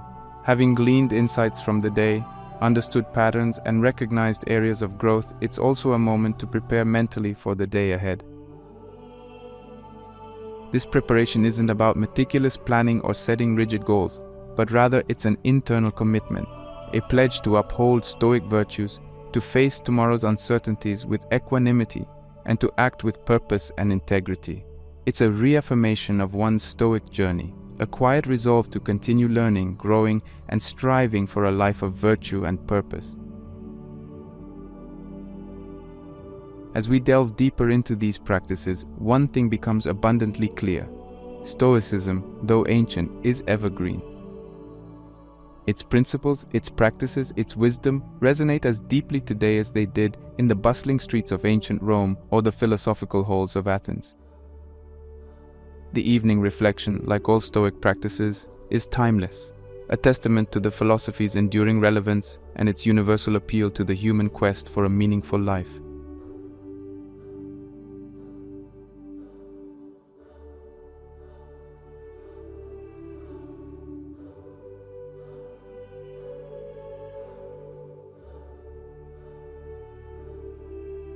Six, journaling. In the vast arena of self-development and self-awareness, journaling stands out as a timeless and universally advocated tool. Yet for the Stoics, it wasn't just about penning down thoughts.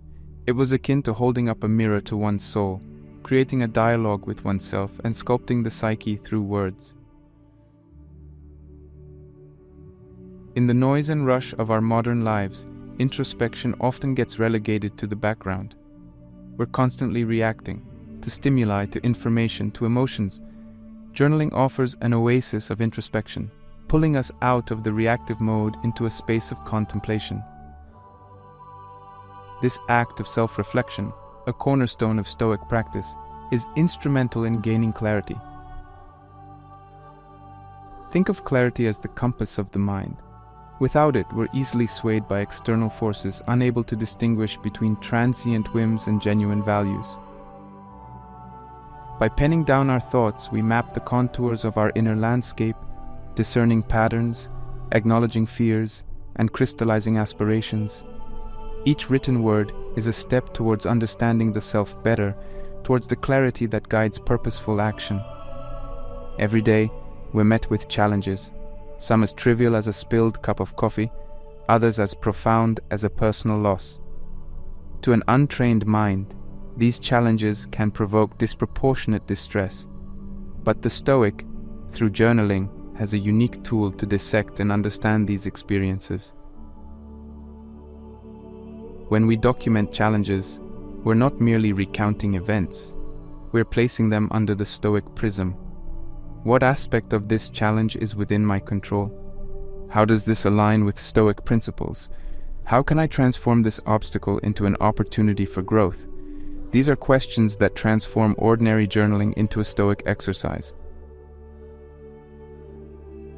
Moreover, by articulating thoughts through the written word, we're engaging in a dialogue with Stoic philosophy itself. we're inviting Marcus Aurelius, Seneca, and Epictetus to be our sounding boards, guiding our reflections with their timeless wisdom. One of the misconceptions about Stoicism is that it advocates emotional suppression. On the contrary, Stoicism teaches us emotional understanding and mastery, and journaling is a potent ally in this endeavor. Writing about our emotions allows us to process them. By laying them out on paper, we externalize them, viewing them as separate entities rather than overwhelming forces. This act of externalization is therapeutic. It provides distance, allowing us to analyze emotions without getting entangled in them. Why did a particular comment upset me? What insecurities or beliefs did it trigger? Such questions, explored in a journal, pave the way for emotional maturity. Moreover, consistently writing about and reflecting upon Stoic principles reinforces them in our psyche. It's one thing to read about the dichotomy of control, it's another to actively apply it to daily experiences in a journal. This act of application solidifies our understanding and commitment to Stoic beliefs. Over time, these principles cease to be mere concepts and become an integral part of our cognitive framework. Historically, many Stoics were known to keep journals. Marcus Aurelius's Meditations, for instance, was his personal journal, a reflection of his Stoic thoughts and struggles. It's a testament to the power of journaling that centuries later, we derive wisdom from his introspective writings. Incorporating journaling into our daily routine is not just a nod to Stoic tradition, but a practical tool for self-growth. It's a sanctuary where we converse with ourselves, dissect our experiences, and fortify our commitment to Stoic philosophy.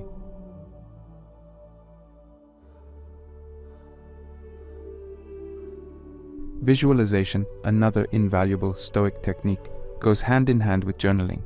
While journaling is retrospective, visualization is proactive. It involves anticipating the day's challenges and mentally preparing for them. Envision the potential setbacks of the day, the points of friction, the moments of temptation. Now, consider the Stoic way to handle each of these. By mentally rehearsing your Stoic response, you're equipping yourself to face real-life scenarios with equanimity and wisdom. It's like a simulation exercise preparing you for the battleground of daily life. Visualization ensures that when faced with challenges, your reactions aren't impulsive but are instead aligned with Stoic principles. It serves as a mental blueprint, guiding your actions and responses throughout the day.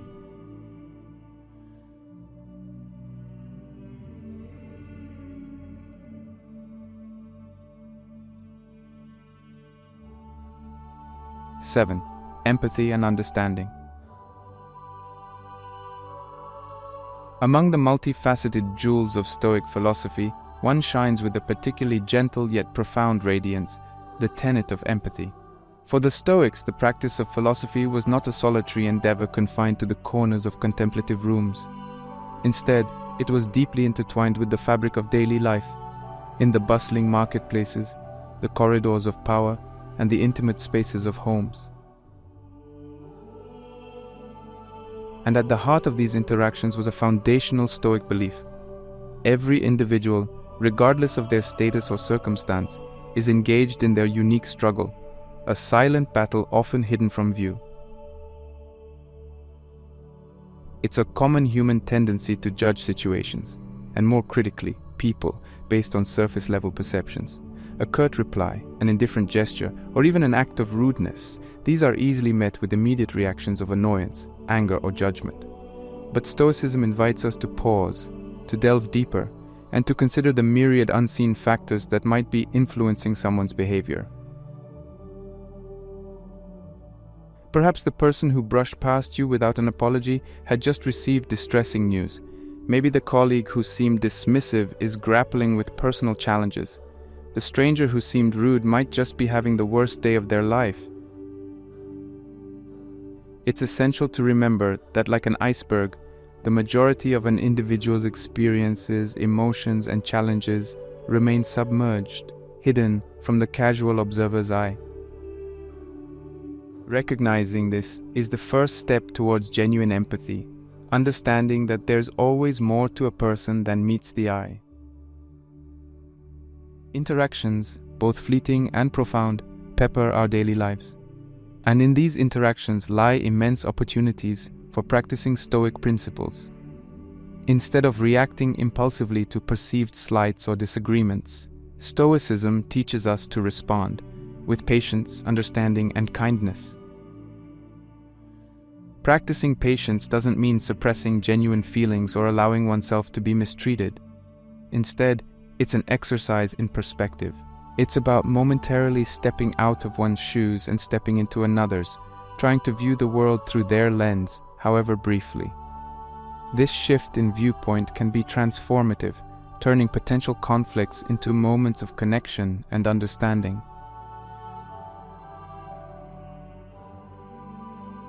The Roman Emperor Marcus Aurelius, a beacon of Stoic wisdom, encapsulated this philosophy beautifully. Whenever you feel like criticizing anyone, just remember that all the people in this world haven't had the advantages that you've had. These words resonate deeply, reminding us of the vast diversity of human experiences. Everyone has a unique journey, punctuated with their set of challenges, joys, sorrows, and lessons. What might seem trivial to one person could be a monumental challenge for another, and conversely, what appears to be an advantage in one's life could be the source of unseen challenges.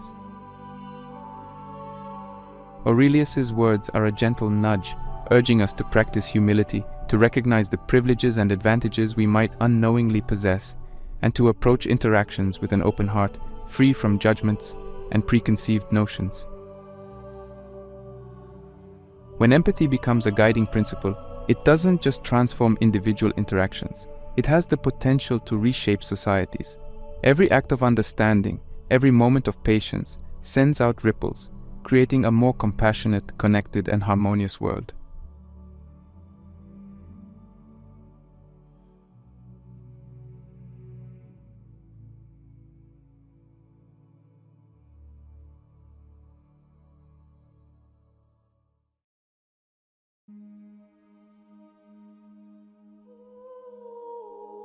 As we navigate the intricate tapestry of life, the ancient wisdom of Stoicism offers us a guiding light, illuminating the path toward inner growth, resilience, and a deeper connection with the world around us.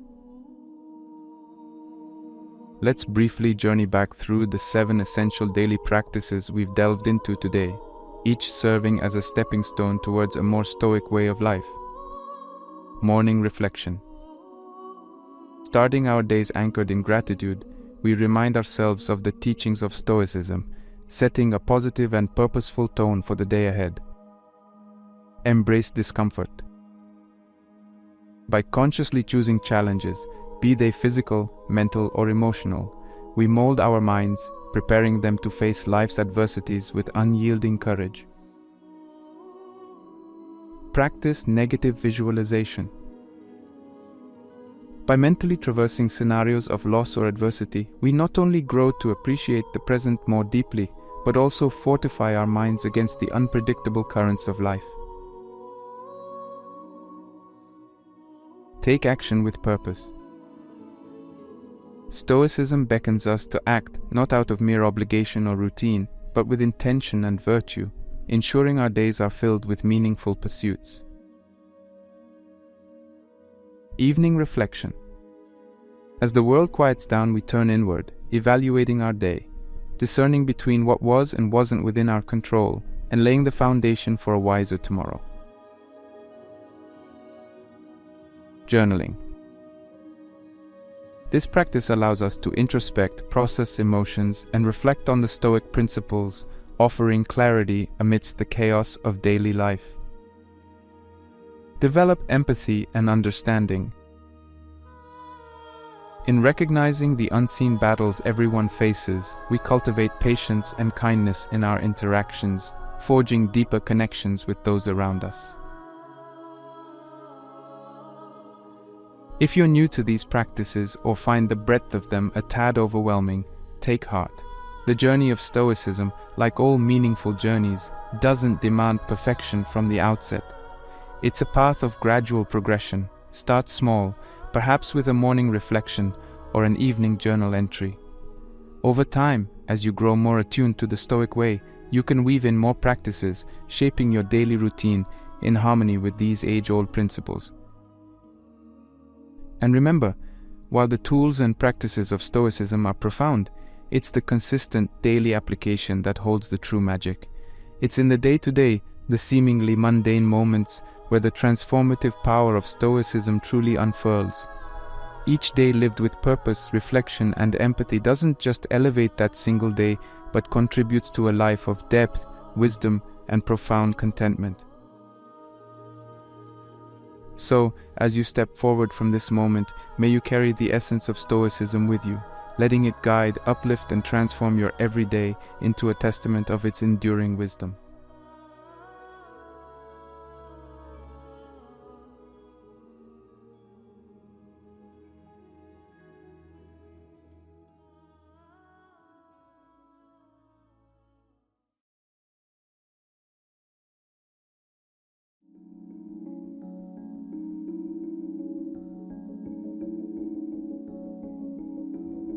In the cacophony of our modern lives, amidst the relentless beat of challenges, how often have we yearned for a shield, something to guard our spirit and grant us the resilience to march through the toughest storms?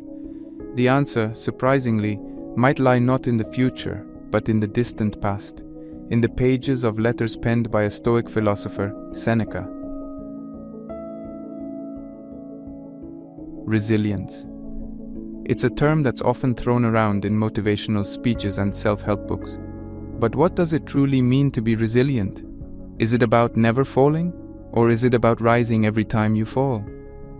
The Stoics had a unique perspective on this, viewing resilience not as an inborn trait, but as a skill, a muscle that can be developed and strengthened through practice, introspection, and most importantly, understanding. Through the treasure trove of Seneca's letters, we will discover that the Stoic concept of resilience is intertwined with our understanding of life, death, health, and the very nature of challenges themselves. These are not just static concepts, but dynamic forces that shape our existence. By understanding them, we don't just become resilient, we become empowered. Today, we'll explore 5 of Seneca's letters that specifically delve into the heart of human endurance. From confronting our baseless fears and truly understanding the nature of life's ultimate challenge, to realizing the profound relationship between our mental fortitude and physical well-being. These letters are packed with insights that are strikingly relevant to our contemporary challenges. Each letter, a reflection of Seneca's own experiences and observations, serves as a beacon illuminating the path to true resilience. They urge us to shift our perspective, to see challenges not as insurmountable obstacles but as opportunities for growth. They teach us that the true strength of a person is not revealed in moments of comfort and convenience, but in the face of adversity and uncertainty. Today's journey is not just about reading ancient letters. It's about internalizing a philosophy that can make us unshakable. It's about understanding the difference between being broken and being forged.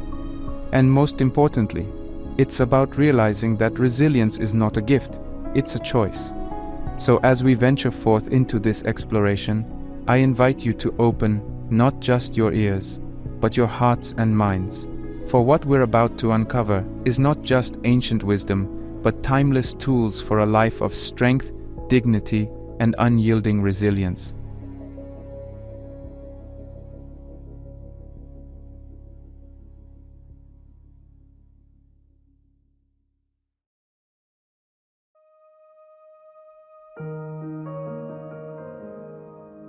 Letter 13, on groundless fears.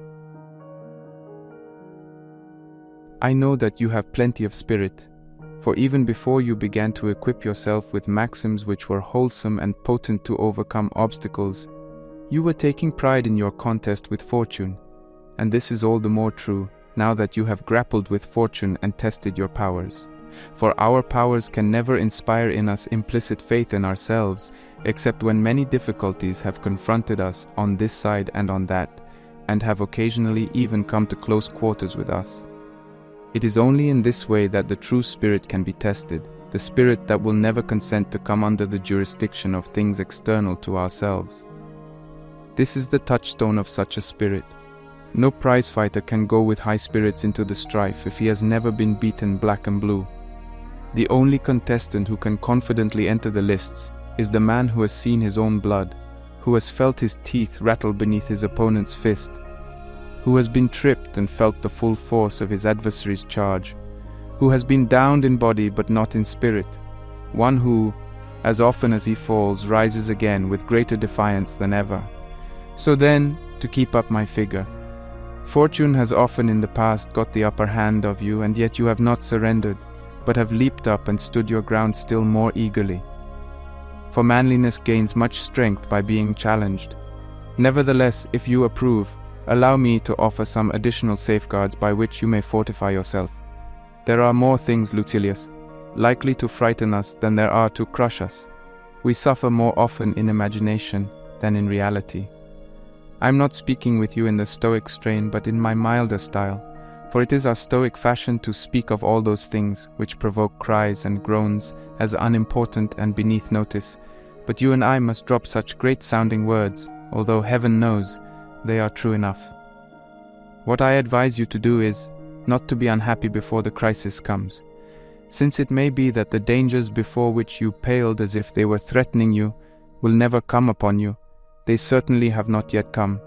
Accordingly, some things torment us more than they ought, some torment us before they ought, and some torment us when they ought not to torment us at all. We are in the habit of exaggerating or imagining or anticipating sorrow.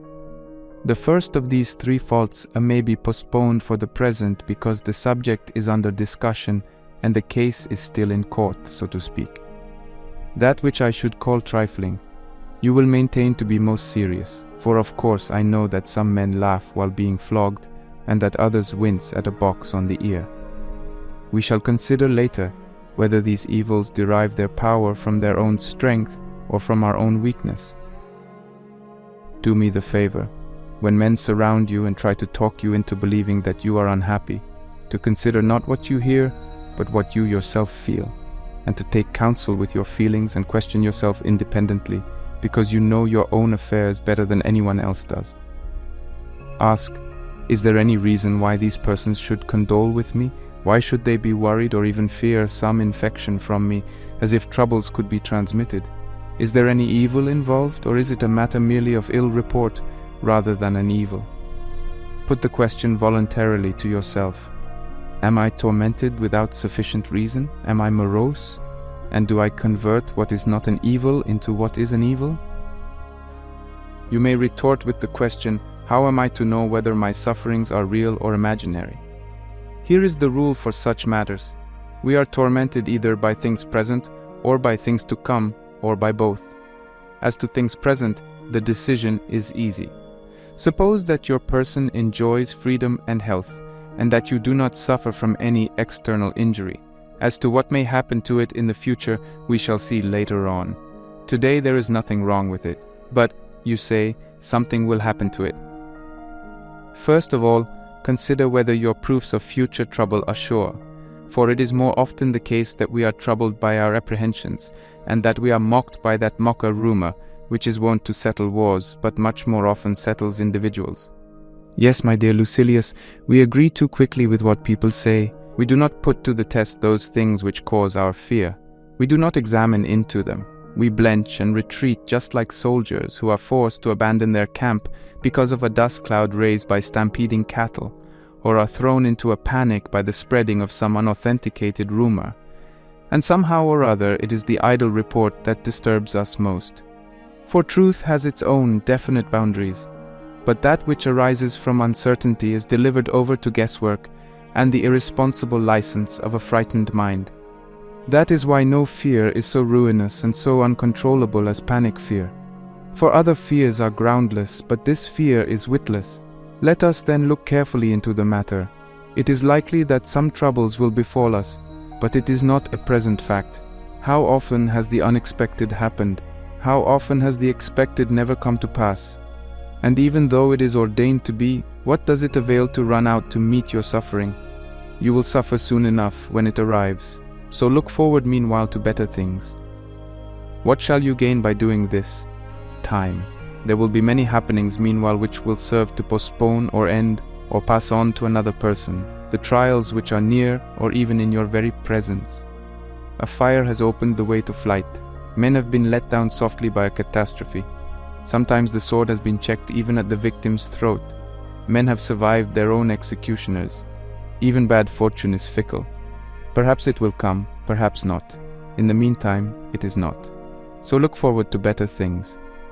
The mind at times fashions for itself false shapes of evil when there are no signs that point to any evil. It twists into the worst construction some word of doubtful meaning, or it fancies some personal grudge to be more serious than it really is, considering not how angry the enemy is, but to what lengths he may go if he is angry. But life is not worth living, and there is no limit to our sorrows, if we indulge our fears to the greatest possible extent. In this matter, let prudence help you, and contend with a resolute spirit even when it is in plain sight. If you cannot do this, counter one weakness with another, and temper your fear with hope. There is nothing so certain among these objects of fear that it is not more certain still that things we dread sink into nothing, and that things we hope for mock us. Accordingly, weigh carefully your hopes as well as your fears, and whenever all the elements are in doubt, decide in your own favor. Believe what you prefer. And if fear wins a majority of the votes, incline in the other direction anyhow, and cease to harass your soul, reflecting continually that most mortals, even when no troubles are actually at hand, or are certainly to be expected in the future, become excited and disquieted. No one calls a halt on himself when he begins to be urged ahead, nor does he regulate his alarm according to the truth. No one says, "The author of the story is a fool, and he who has believed it is a fool, as well as he who fabricated it." We let ourselves drift with every breeze. We are frightened at uncertainties, just as if they were certain. We observe no moderation. The slightest thing turns the scales and throws us forthwith into a panic. But I am ashamed either to admonish you sternly, or to try to beguile you with such mild remedies.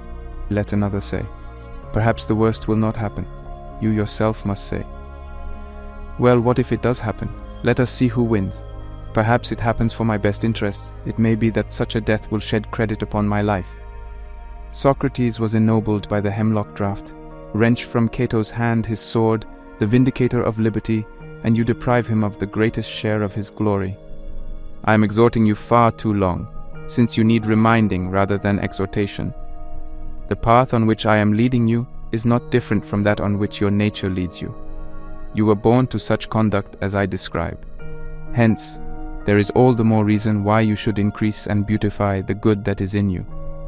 But now, to close my letter, I have only to stamp the usual seal upon it, in other words, to commit thereto some noble message to be delivered to you. The fool, with all his other faults, has this also: he is always getting ready to live. Reflect, my esteemed Lucilius, what this saying means, and you will see how revolting is the fickleness of men who lay down every day new foundations of life and begin to build up fresh hopes even at the brink of the grave. Look within your own mind for individual instances. You will think of old men who are preparing themselves at that very hour for a political career, or for travel, or for business. And what is baser than getting ready to live when you are already old? I should not name the author of this motto, except that it is somewhat unknown to fame and is not one of those popular sayings of Epictetus which I have allowed myself to praise and to appropriate. Farewell.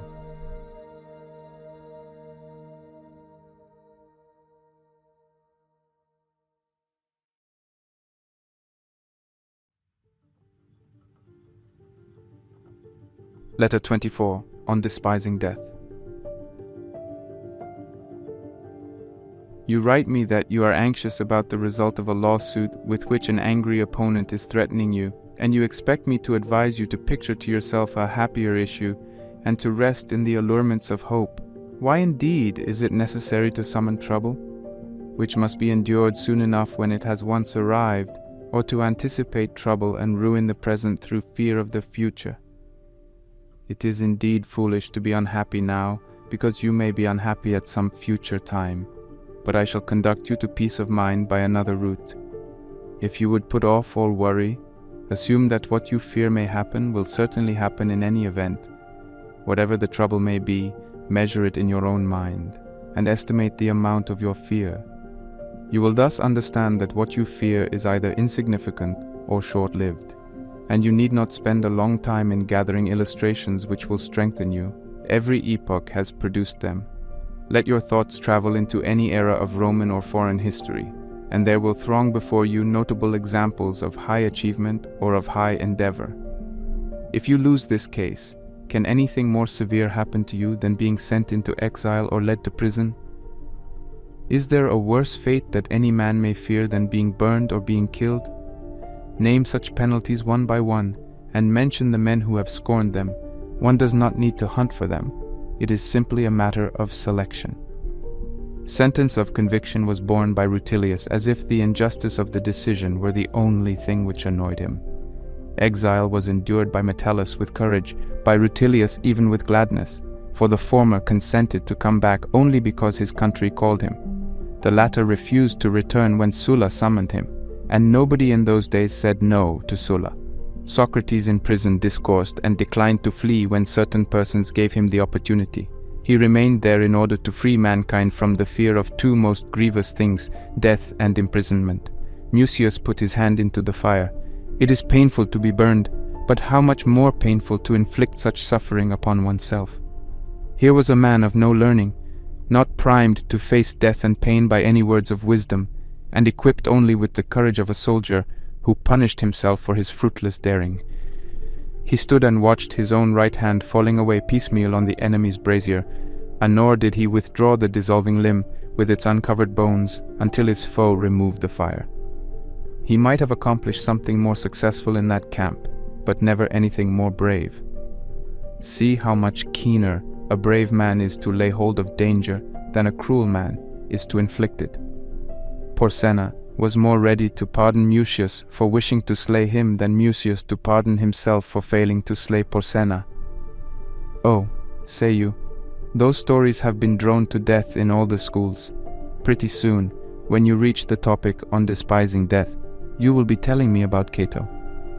But why should I not tell you about Cato? How he read Plato's book on that last glorious night, with a sword laid at his pillow. He had provided these two requisites for his last moments.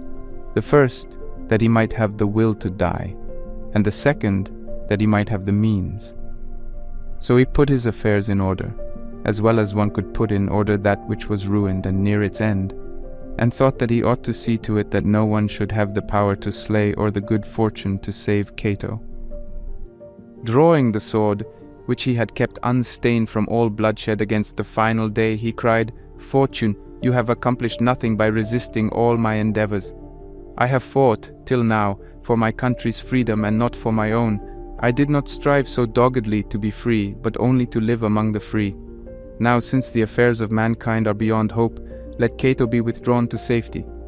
So saying, he inflicted a mortal wound upon his body.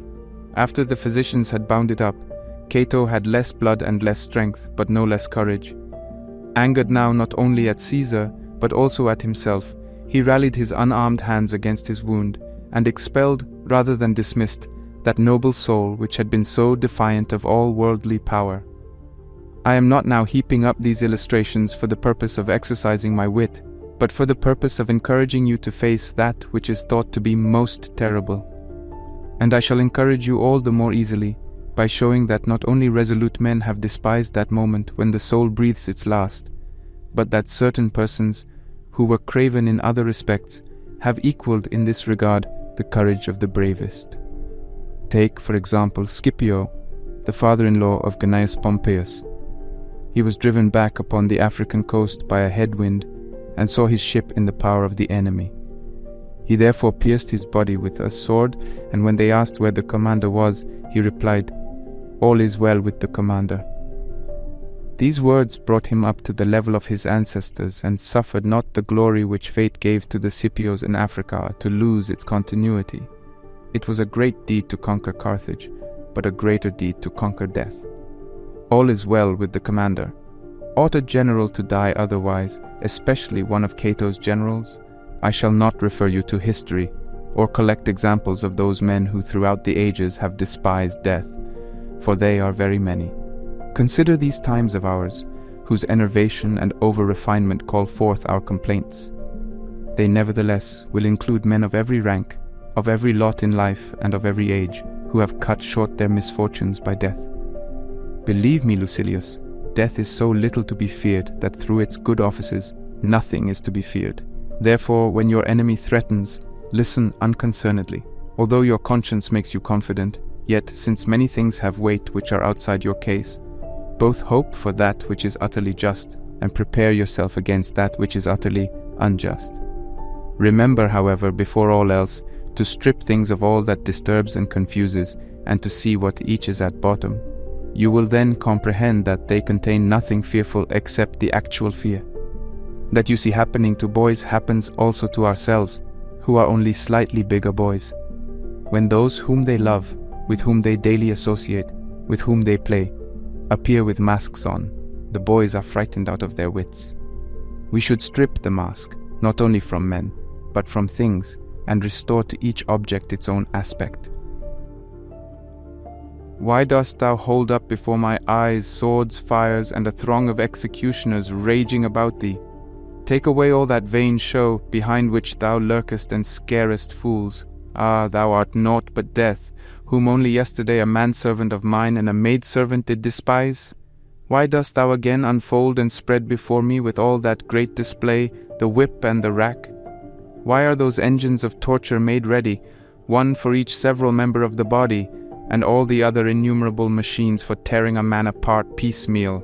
Away with all such stuff, which makes us numb with terror, and thou silence the groans, the cries, and the bitter shrieks ground out of the victim as he is torn on the rack. Forsooth thou art naught but pain, scorned by yonder gout-ridden wretch, endured by yonder dyspeptic in the midst of his dainties, borne bravely by the girl in travail. Slight thou art, if I can bear thee, short thou art, if I cannot bear thee.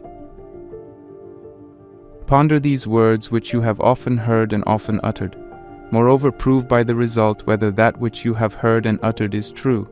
For there is a very disgraceful charge often brought against our school, that we deal with the words and not with the deeds of philosophy. What, have you only at this moment learned that death is hanging over your head, at this moment exile, at this moment grief? You were born to these perils. Let us think of everything that can happen as something which will happen. I know that you have really done what I advise you to do. I now warn you not to drown your soul in these petty anxieties of yours. If you do, the soul will be dulled, and will have too little vigor left when the time comes for it to arise. Remove the mind from this case of yours to the case of men in general. Say to yourself that our petty bodies are mortal and frail. Pain can reach them from other sources than from wrong or the might of the stronger. Our pleasures themselves become torments. Banquets bring indigestion, carousals, paralysis of the muscles and palsy. Sensual habits affect the feet, the hands, and every joint of the body. I may become a poor man. I shall then be one among many. I may be exiled. I shall then regard myself as born in the place to which I shall be sent. They may put me in chains. What then? Am I free from bonds now? Behold this clogging burden of a body, to which nature has fettered me. I shall die, you say. You mean to say, I shall cease to run the risk of sickness. I shall cease to run the risk of imprisonment. I shall cease to run the risk of death. I am not so foolish as to go through at this juncture the arguments which Epictetus harps upon, and say that the terrors of the world below are idle, that Ixion does not whirl round on his wheel, that Sisyphus does not shoulder his stone uphill, that a man's entrails cannot be restored and devoured every day. No one is so childish as to fear Cerberus, or the shadows, or the spectral garb of those who are held together by naught but their unfleshed bones. Death either annihilates us or strips us bare. If we are then released, there remains the better part, after the burden has been withdrawn. If we are annihilated, nothing remains. Good and bad are alike removed. Allow me at this point to quote a verse of yours, first suggesting that, when you wrote it, you meant it for yourself no less than for others. It is ignoble to say one thing and mean another, and how much more ignoble to write one thing and mean another. I remember one day you were handling the well-known commonplace that we do not suddenly fall on death, but advance towards it by slight degrees. We die every day. For every day a little of our life is taken from us. Even when we are growing, our life is on the wane. We lose our childhood, then our boyhood, and then our youth.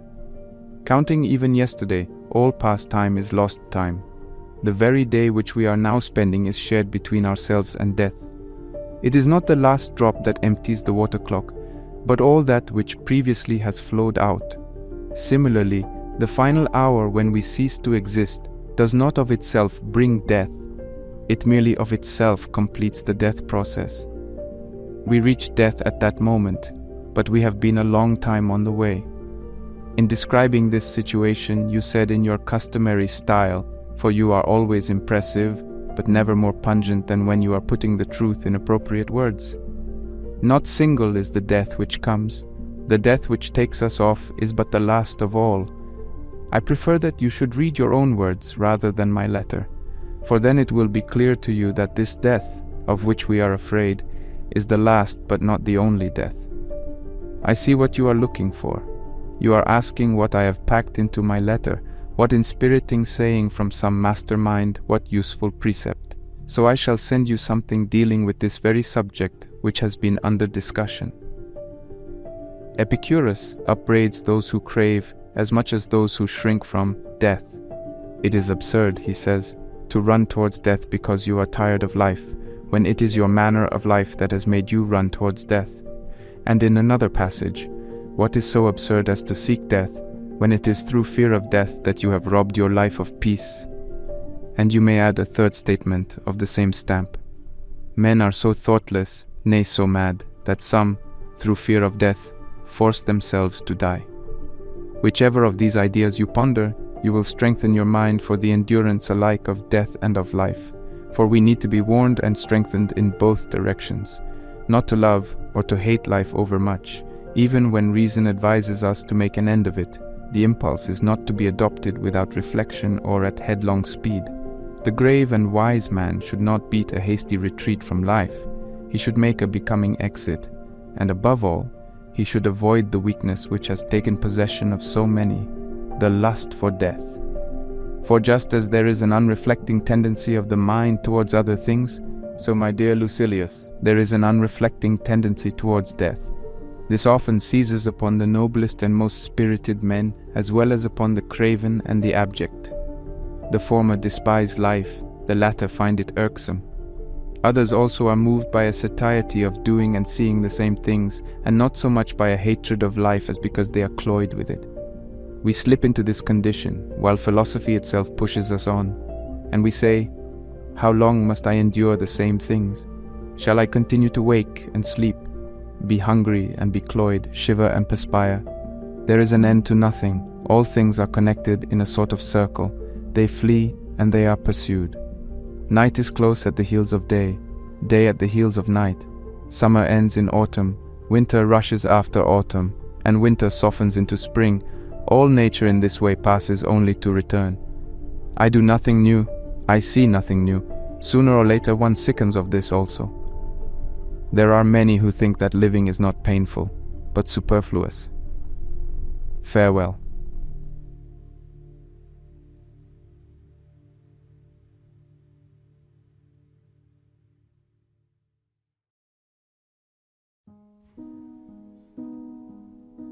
Letter 71, on the Supreme Good. You are continually referring special questions to me, forgetting that a vast stretch of sea sunders us. Since, however, the value of advice depends mostly on the time when it is given, it must necessarily result that by the time my opinion on certain matters reaches you, the opposite opinion is the better. For advice conforms to circumstances, and our circumstances are carried along, or rather whirled along. Accordingly, advice should be produced at short notice, and even this is too late. It should grow while we work, as the saying is. And I propose to show you how you may discover the method. As often as you wish to know what is to be avoided or what is to be sought, consider its relation to the supreme good, to the purpose of your whole life. For whatever we do ought to be in harmony with this. No man can set in order the details unless he has already set before himself the chief purpose of his life. The artist may have his colors all prepared, but he cannot produce a likeness unless he has already made up his mind what he wishes to paint. The reason we make mistakes is because we all consider the parts of life, but never life as a whole. The archer must know what he is seeking to hit, then he must aim and control the weapon by his skill. Our plans miscarry because they have no aim. When a man does not know what harbor he is making for, no wind is the right wind. Chance must necessarily have great influence over our lives, because we live by chance. It is the case with certain men, however, that they do not know that they know certain things. Just as we often go searching for those who stand beside us, so we are apt to forget that the goal of the supreme good lies near us. To infer the nature of this supreme good, one does not need many words or any roundabout discussion. It should be pointed out with the forefinger, so to speak, and not be dissipated into many parts. For what good is there in breaking it up into tiny bits, when you can say, the supreme good is that which is honorable? Besides, and you may be still more surprised at this, that which is honorable is the only good. All other goods are alloyed and debased. If you once convince yourself of this, and if you come to love virtue devotedly, for mere loving is not enough, anything that has been touched by virtue will be fraught with blessing and prosperity for you, no matter how it shall be regarded by others. Torture, if only as you lie suffering, you are more calm in mind than your very torturer. Illness, if only you curse not fortune and yield not to the disease. In short, all those things which others regard as ills will become manageable and will end in good if you succeed in rising above them. Let this once be clear, that there is nothing good except that which is honorable, and all hardships will have a just title to the name of goods, when once virtue has made them honorable. Many think that we Stoics are holding out expectations greater than our human lot admits of, and they have a right to think so, for they have regard to the body only. But let them turn back to the soul, and they will soon measure man by the standard of God.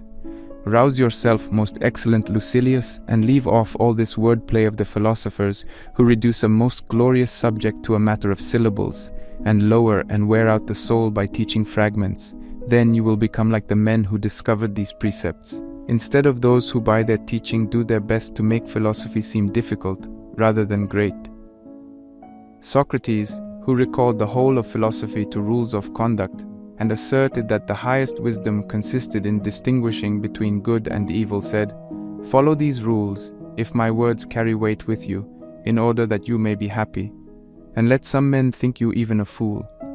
Allow any man who so desires to insult you and work you wrong, but if only virtue dwells with you, you will suffer nothing. If you wish to be happy, if you would be in good faith a good man, let one person or another despise you. No man can accomplish this unless he has come to regard all goods as equal, for the reason that no good exists without that which is honorable, and that which is honorable is in every case equal." You may say, what then? Is there no difference between Cato's being elected praetor and his failure at the polls, or whether Cato is conquered or conqueror in the battle line of Pharsalia? And when Cato could not be defeated, though his party met defeat, was not this goodness of his equal to that which would have been his if he had returned victorious to his native land and arranged a peace? Of course it was, for it is by the same virtue that evil fortune is overcome and good fortune is controlled. Virtue, however, cannot be increased or decreased. Its stature is uniform. But, you will object, Gnaeus Pompey will lose his army. The patricians, those noblest patterns of the state's creation, and the front-rank men of Pompey's party, a senate under arms, will be routed in a single engagement. The ruins of that great oligarchy will be scattered all over the world. One division will fall in Egypt, another in Africa, and another in Spain, and the poor state will not be allowed even the privilege of being ruined once for all. Yes, all this may happen, Juba's familiarity with every position in his own kingdom may be of no avail to him, of no avail the resolute bravery of his people when fighting for their king. Even the men of Utica, crushed by their troubles, may waver in their allegiance, and the good fortune which ever attended men of the name of Scipio may desert Scipio in Africa. But long ago destiny saw to it that Cato should come to no harm. He was conquered in spite of it all. Well, you may include this among Cato's failures. Cato will bear with an equally stout heart anything that thwarts him of his victory, as he bore that which thwarted him of his praetorship. The day whereon he failed of election, he spent in play. The night wherein he intended to die, he spent in reading. He regarded in the same light both the loss of his praetorship and the loss of his life. He had convinced himself that he ought to endure anything which might happen. Why should he not suffer, bravely and calmly, a change in the government? For what is free from the risk of change? Neither earth, nor sky, nor the whole fabric of our universe, though it be controlled by the hand of God. It will not always preserve its present order. It will be thrown from its course in days to come. All things move in accord with their appointed times. They are destined to be born, to grow, and to be destroyed. The stars which you see moving above us, and this seemingly immovable earth to which we cling and on which we are set, will be consumed and will cease to exist. There is nothing that does not have its old age. The intervals are merely unequal, at which nature sends forth all these things towards the same goal. Whatever is will cease to be, and yet it will not perish, but will be resolved into its elements. To our minds, this process means perishing, for we behold only that which is nearest. Our sluggish mind, under allegiance to the body, does not penetrate to bournes beyond. Were it not so, the mind would endure with greater courage its own ending and that of its possessions, if only it could hope that life and death, like the whole universe about us, go by turns, that whatever has been put together is broken up again, that whatever has been broken up is put together again, and that the eternal craftsmanship of God, who controls all things, is working at this task. Therefore the wise man will say just what a Marcus Cato would say, after reviewing his past life. The whole race of man, both that which is and that which is to be, is condemned to die. Of all the cities that at any time have held sway over the world, and of all that have been the splendid ornaments of empires not their own, men shall someday ask where they were, and they shall be swept away by destructions of various kinds. Some shall be ruined by wars, others shall be wasted away by inactivity, and by the kind of peace which ends in sloth, or by that vice which is fraught with destruction even for mighty dynasties, luxury. All these fertile plains shall be buried out of sight by a sudden overflowing of the sea, or a slipping of the soil as it settles to lower levels, shall draw them suddenly into a yawning chasm. Why then should I be angry or feel sorrow, if I precede the general destruction by a tiny interval of time? Let great souls comply with God's wishes, and suffer unhesitatingly whatever fate the law of the universe ordains. For the soul at death is either sent forth into a better life, destined to dwell with deity amid greater radiance and calm, or else, at least without suffering any harm to itself, it will be mingled with nature again, and will return to the universe. Therefore Cato's honorable death was no less a good than his honorable life, since virtue admits of no stretching. Socrates used to say that verity and virtue were the same.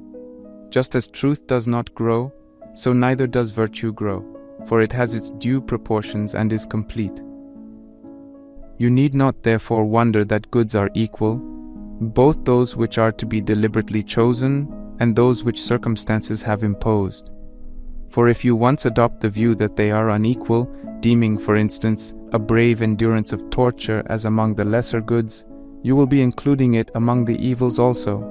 You will pronounce Socrates unhappy in his prison, Cato unhappy when he reopens his wounds with more courage than he allowed in inflicting them, and Regulus, the most ill-starred of all, when he pays the penalty for keeping his word even with his enemies. And yet no man, even the most effeminate person in the world, has ever dared to maintain such an opinion. For though such persons deny that a man like Regulus is happy, yet for all that they also deny that he is wretched. The earlier academics do indeed admit that a man is happy even amid such tortures, but do not admit that he is completely or fully happy. With this view we cannot in any wise agree. For unless a man is happy, he has not attained the supreme good, and the good which is supreme admits of no higher degree. If only virtue exists within this man, and if adversity does not impair his virtue, and if, though the body be injured, the virtue abides unharmed, and it does abide. For I understand virtue to be high-spirited and exalted, so that it is aroused by anything that molests it. This spirit, which young men of noble breeding often assume when they are so deeply stirred by the beauty of some honorable object that they despise all the gifts of chance, is assuredly infused in us and communicated to us by wisdom.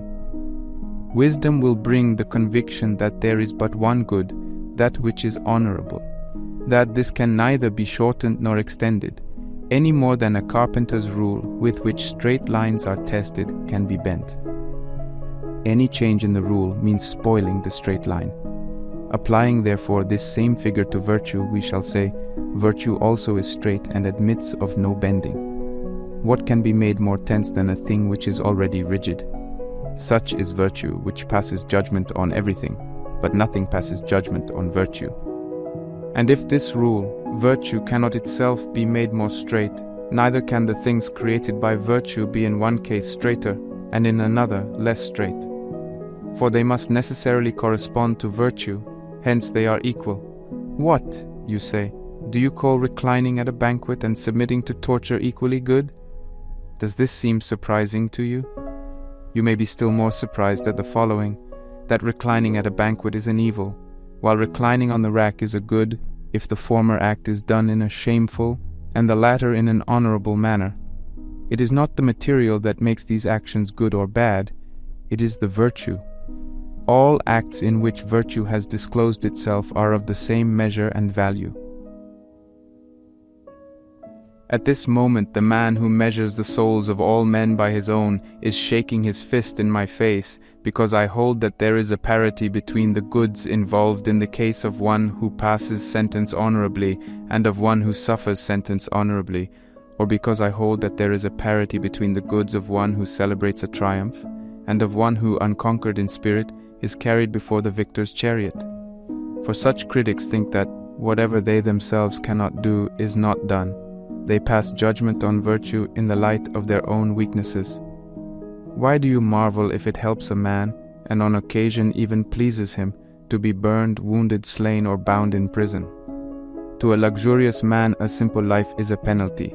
To a lazy man work is punishment. The dandy pities the diligent man. To the slothful studies are torture. Similarly, we regard those things with respect to which we are all infirm of disposition as hard and beyond endurance, forgetting what a torment it is to many men to abstain from wine, or to be routed from their beds at break of day. These actions are not essentially difficult. It is we ourselves that are soft and flabby. We must pass judgment concerning great matters with greatness of soul. Otherwise, that which is really our fault will seem to be their fault. So it is that certain objects which are perfectly straight, when sunk in water, appear to the onlooker as bent or broken off. It matters not only what you see, but with what eyes you see it. Our souls are too dull of vision to perceive the truth. But give me an unspoiled and sturdy-minded young man, he will pronounce more fortunate one who sustains on unbending shoulders the whole weight of adversity, who stands out superior to fortune. It is not a cause for wonder that one is not tossed about when the weather is calm. Reserve your wonderment for cases where a man is lifted up when all others sink, and keeps his footing when all others are prostrate. What element of evil is there in torture and in the other things which we call hardships? It seems to me that there is this evil, that the mind sags and bends and collapses. But none of these things can happen to the sage. He stands erect under any load. Nothing can subdue him. Nothing that must be endured annoys him. For he does not complain that he has been struck by that which can strike any man. He knows his own strength. He knows that he was born to carry burdens. I do not withdraw the wise man from the category of man, nor do I deny to him the sense of pain, as though he were a rock that has no feelings at all. I remember that he is made up of two parts. The one part is irrational. It is this that may be bitten, burned, or hurt. The other part is rational. It is this which holds resolutely to opinions, is courageous and unconquerable. In the latter is situated man's supreme good. Before this is completely attained, the mind wavers in uncertainty. Only when it is fully achieved is the mind fixed and steady. And so when one has just begun, or is on one's way to the heights and is cultivating virtue, or even if one is drawing near the perfect good but has not yet put the finishing touch upon it, one will retrograde at times, and there will be a certain slackening of mental effort. For such a man has not yet traversed the doubtful ground. He is still standing in slippery places. But the happy man whose virtue is complete loves himself most of all when his bravery has been submitted to the severest test, and when he not only endures but welcomes that which all other men regard with fear, if it is the price which he must pay for the performance of a duty which honor imposes. And he greatly prefers to have men say of him, "How much more noble," rather than "How much more lucky." And now I have reached the point to which your patient waiting summons me. You must not think that our human virtue transcends nature. The wise man will tremble, will feel pain, will turn pale. For all these are sensations of the body. Where then is the abode of utter distress, of that which is truly an evil? In the other part of us, no doubt. If it is the mind that these trials drag down, forced to a confession of its servitude and caused to regret its existence. The wise man indeed overcomes fortune by his virtue, but many who profess wisdom are sometimes frightened by the most unsubstantial threats. And at this stage, it is a mistake on our part to make the same demands upon the wise man and upon the learner. I still exhort myself to do that which I recommend, but my exhortations are not yet followed. And even if this were the case, I should not have these principles so ready for practice or so well trained that they would rush to my assistance in every crisis. Just as wool takes up certain colors at once, while there are others which it will not absorb unless it is soaked and steeped in them many times, so other systems of doctrine can be immediately applied by men's minds after once being accepted. But this system of which I speak, unless it has gone deep and has sunk in for a long time, and has not merely colored, but thoroughly permeated the soul, does not fulfill any of its promises. The matter can be imparted quickly and in very few words. Virtue is the only good. At any rate, there is no good without virtue, and virtue itself is situated in our nobler part, that is, the rational part. And what will this virtue be? A true and never-swerving judgment, for therefrom will spring all mental impulses, and by its agency every external appearance that stirs our impulses will be clarified. It will be in keeping with this judgment to judge all things that have been colored by virtue as goods and as equal goods.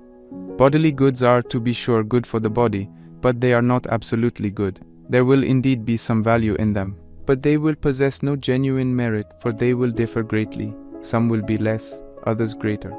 And we are constrained to acknowledge that there are great differences among the very followers of wisdom. One man has already made so much progress that he dares to raise his eyes and look fortune in the face, but not persistently, for his eyes soon drop, dazzled by her overwhelming splendor. Another has made so much progress that he is able to match glances with her, that is, unless he has already reached the summit and is full of confidence. That which is short of perfection must necessarily be unsteady, at one time progressing, at another slipping or growing faint, and it will surely slip back unless it keeps struggling ahead. For if a man slackens at all in zeal and faithful application, he must retrograde. No one can resume his progress at the point where he left off. Therefore, let us press on and persevere. There remains much more of the road than we have put behind us, but the greater part of progress is the desire to progress. I fully understand what this task is. It is a thing which I desire, and I desire it with all my heart. I see that you also have been aroused and are hastening with great zeal towards infinite beauty. Let us then hasten. Only on these terms will life be a boon to us. Otherwise there is delay, and indeed disgraceful delay, while we busy ourselves with revolting things. Let us see to it that all time belongs to us. This, however, cannot be unless first of all our own selves begin to belong to us. And when will it be our privilege to despise both kinds of fortune? When will it be our privilege, after all the passions have been subdued and brought under our own control, to utter the words, "I have conquered"? Do you ask me whom I have conquered? Neither the Persians nor the far-off Medes, nor any warlike race that lies beyond the Dahai. Not these, but greed, ambition, and the fear of death that has conquered the conquerors of the world.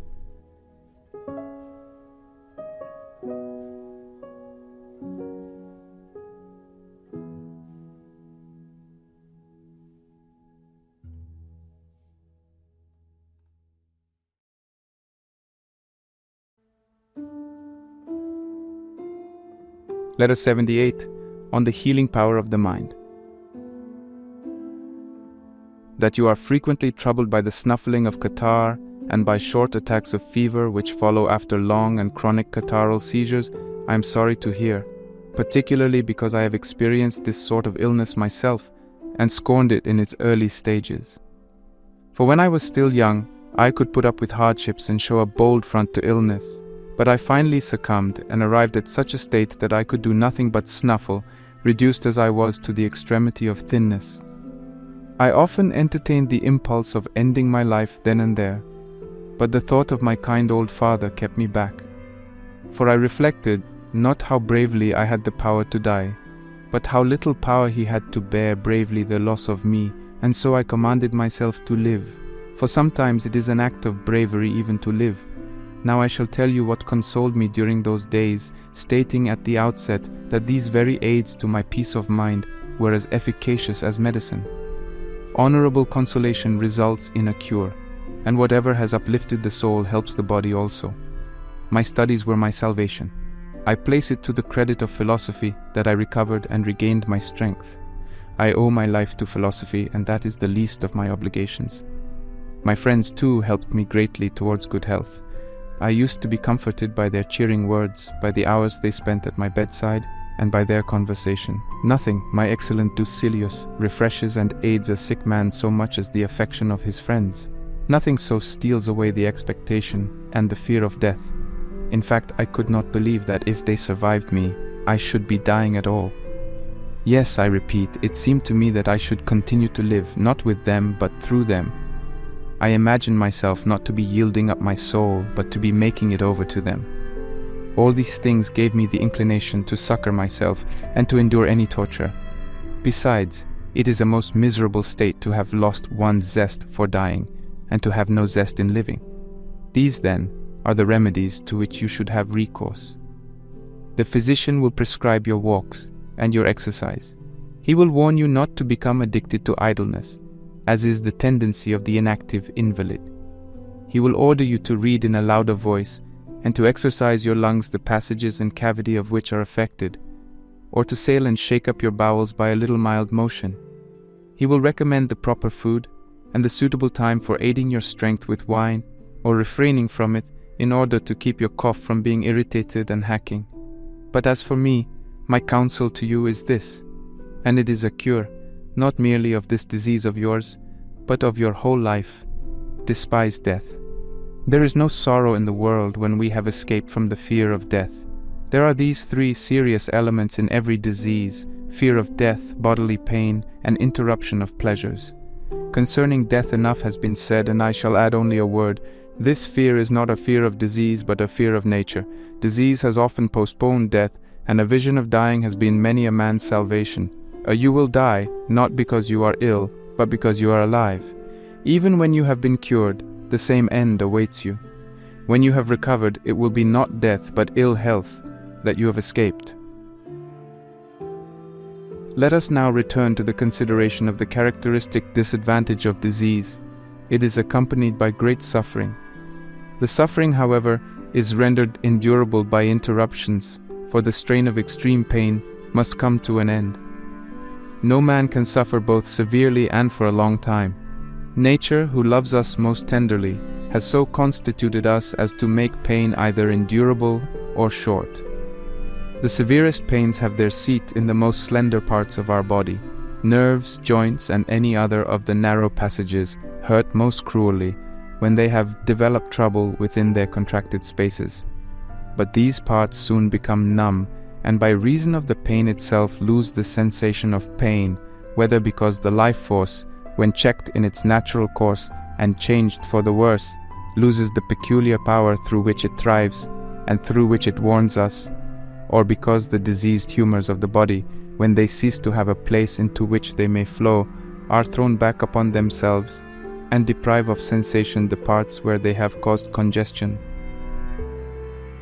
So gout, both in the feet and in the hands, and all pain in the vertebrae and in the nerves, have their intervals of rest at the times when they have dulled the parts which they before had tortured. The first twinges in all such cases are what cause the distress, and their onset is checked by lapse of time, so that there is an end of pain when numbness has set in. Pain in the teeth, eyes, and ears is most acute for the very reason that it begins among the narrow spaces of the body, no less acute indeed than in the head itself. But if it is more violent than usual, it turns to delirium and stupor. This is, accordingly, a consolation for excessive pain, that you cannot help ceasing to feel it if you feel it to excess. The reason, however, why the inexperienced are impatient when their bodies suffer is that they have not accustomed themselves to be contented in spirit. They have been closely associated with the body. Therefore, a high-minded and sensible man divorces soul from body and dwells much with the better or divine part, and only as far as he must with this complaining and frail portion. But it is a hardship, men say, to do without our customary pleasures, to fast, to feel thirst and hunger. These are indeed serious when one first abstains from them. Later the desire dies down, because the appetites themselves which lead to desire are wearied and forsake us. Then the stomach becomes petulant, then the food which we craved before becomes hateful. Our very wants die away. But there is no bitterness in doing without that which you have ceased to desire. Moreover, every pain sometimes stops, or at any rate slackens. Moreover, one may take precautions against its return, and when it threatens, may check it by means of remedies. Every variety of pain has its premonitory symptoms. This is true at any rate of pain that is habitual and recurrent. One can endure the suffering which disease entails if one has come to regard its results with scorn. But do not of your own accord make your troubles heavier to bear and burden yourself with complaining. Pain is slight if opinion has added nothing to it. But if, on the other hand, you begin to encourage yourself and say it is nothing, a trifling matter at most, keep a stout heart and it will soon cease. Then in thinking it slight, you will make it slight. Everything depends on opinion, ambition, luxury, greed, hark back to opinion. It is according to opinion that we suffer. A man is as wretched as he has convinced himself that he is. I hold that we should do away with complaint about past sufferings, and with all language like this. None has ever been worse off than I. What sufferings, what evils have I endured? No one has thought that I shall recover. How often have my family bewailed me, and the physicians given me over? Men who are placed on the rack are not torn asunder with such agony. However, even if all this is true, it is over and gone. What benefit is there in reviewing past sufferings, and in being unhappy just because once you were unhappy? Besides, everyone adds much to his own ills and tells lies to himself. And that which was bitter to bear is pleasant to have borne. It is natural to rejoice at the ending of one's ills. Two elements must therefore be rooted out once for all: the fear of future suffering, and the recollection of past suffering, since the latter no longer concerns me, and the former concerns me not yet. But when set in the very midst of troubles, one should say, perchance some day the memory of this sorrow will even bring delight. Let such a man fight against them with all his might. If he once gives way, he will be vanquished, but if he strives against his sufferings, he will conquer. As it is, however, what most men do is to drag down upon their own heads a falling ruin which they ought to try to support. If you begin to withdraw your support from that which thrusts toward you and totters and is ready to plunge, it will follow you and lean more heavily upon you. But if you hold your ground and make up your mind to push against it, it will be forced back. What blows do athletes receive on their faces and all over their bodies? Nevertheless, through their desire for fame, they endure every torture, and they undergo these things not only because they are fighting, but in order to be able to fight. Their very training means torture. So let us also win the way to victory in all our struggles. For the reward is not a garland or a palm or a trumpeter who calls for silence at the proclamation of our names, but rather virtue, steadfastness of soul, and a peace that is won for all time, if fortune has once been utterly vanquished in any combat. You say, I feel severe pain. What then? Are you relieved from feeling it if you endure it like a woman? Just as an enemy is more dangerous to a retreating army, so every trouble that fortune brings attacks us all the harder if we yield and turn our backs. But the trouble is serious. What? Is it for this purpose that we are strong? That we may have light burdens to bear? Would you have your illness long drawn out, or would you have it quick and short? If it is long, it means a respite, allows you a period for resting yourself, bestows upon you the boon of time in plenty. As it arises, so it must also subside. A short and rapid illness will do one of two things. It will quench or be quenched. And what difference does it make whether it is not or I am not? In either case, there is an end of pain. This too will help to turn the mind aside to thoughts of other things and thus to depart from pain. Call to mind what honorable or brave deeds you have done. Consider the good side of your own life. Run over in your memory those things which you have particularly admired.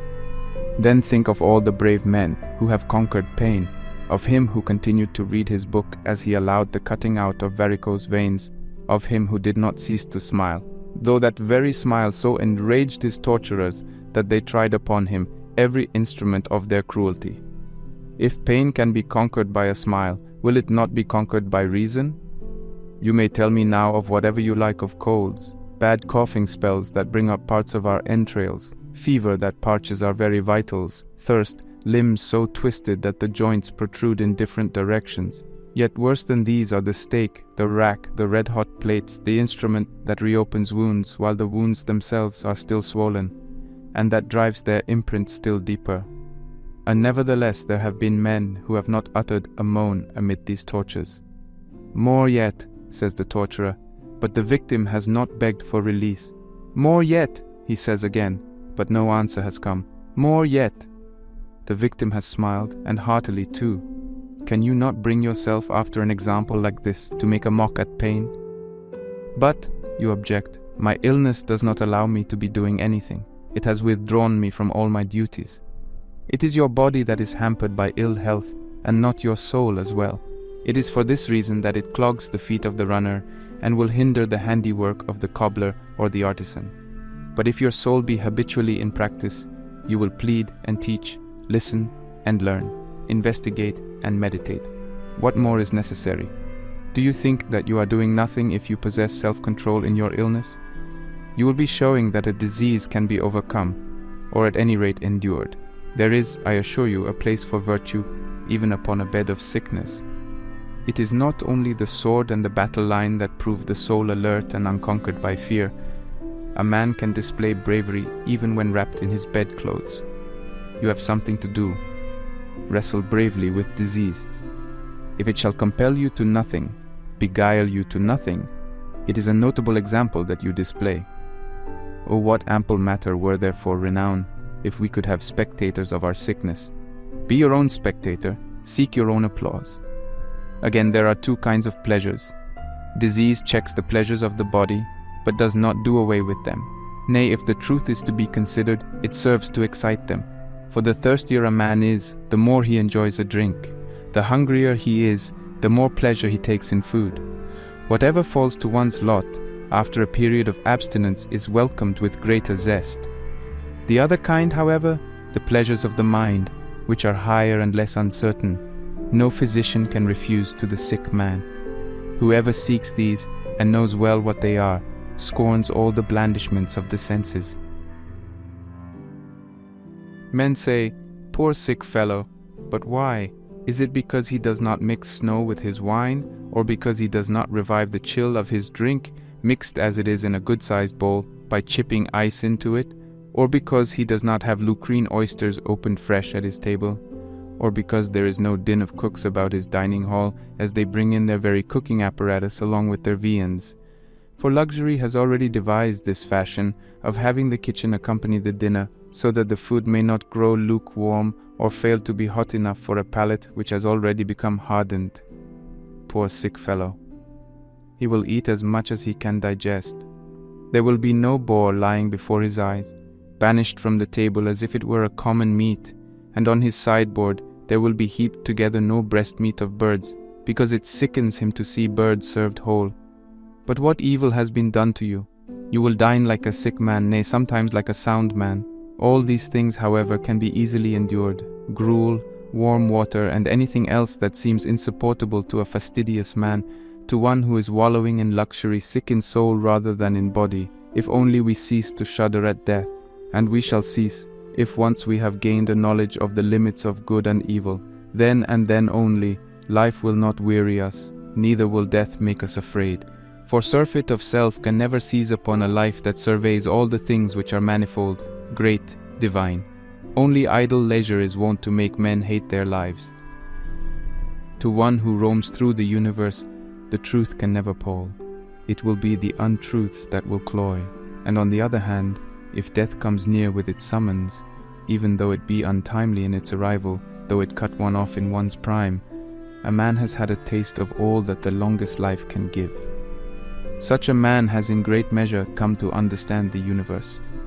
He knows that honorable things do not depend on time for their growth, but any life must seem short to those who measure its length by pleasures which are empty and for that reason unbounded. Refresh yourself with such thoughts as these, and meanwhile reserve some hours for our letters. There will come a time when we shall be united again and brought together. However short this time may be, we shall make it long by knowing how to employ it. For as Posidonius says, a single day among the learned lasts longer than the longest life of the ignorant. Meanwhile, hold fast to this thought, and grip it close. Yield not to adversity, trust not to prosperity. Keep before your eyes the full scope of fortune's power, as if she would surely do whatever is in her power to do. That which has been long expected comes more gently. Farewell.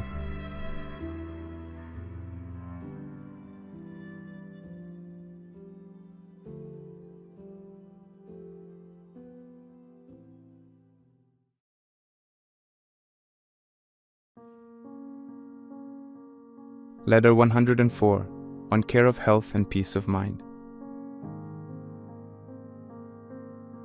I have run off to my villa at Nomentum. For what purpose do you suppose? To escape the city? No, to shake off a fever which was surely working its way into my system.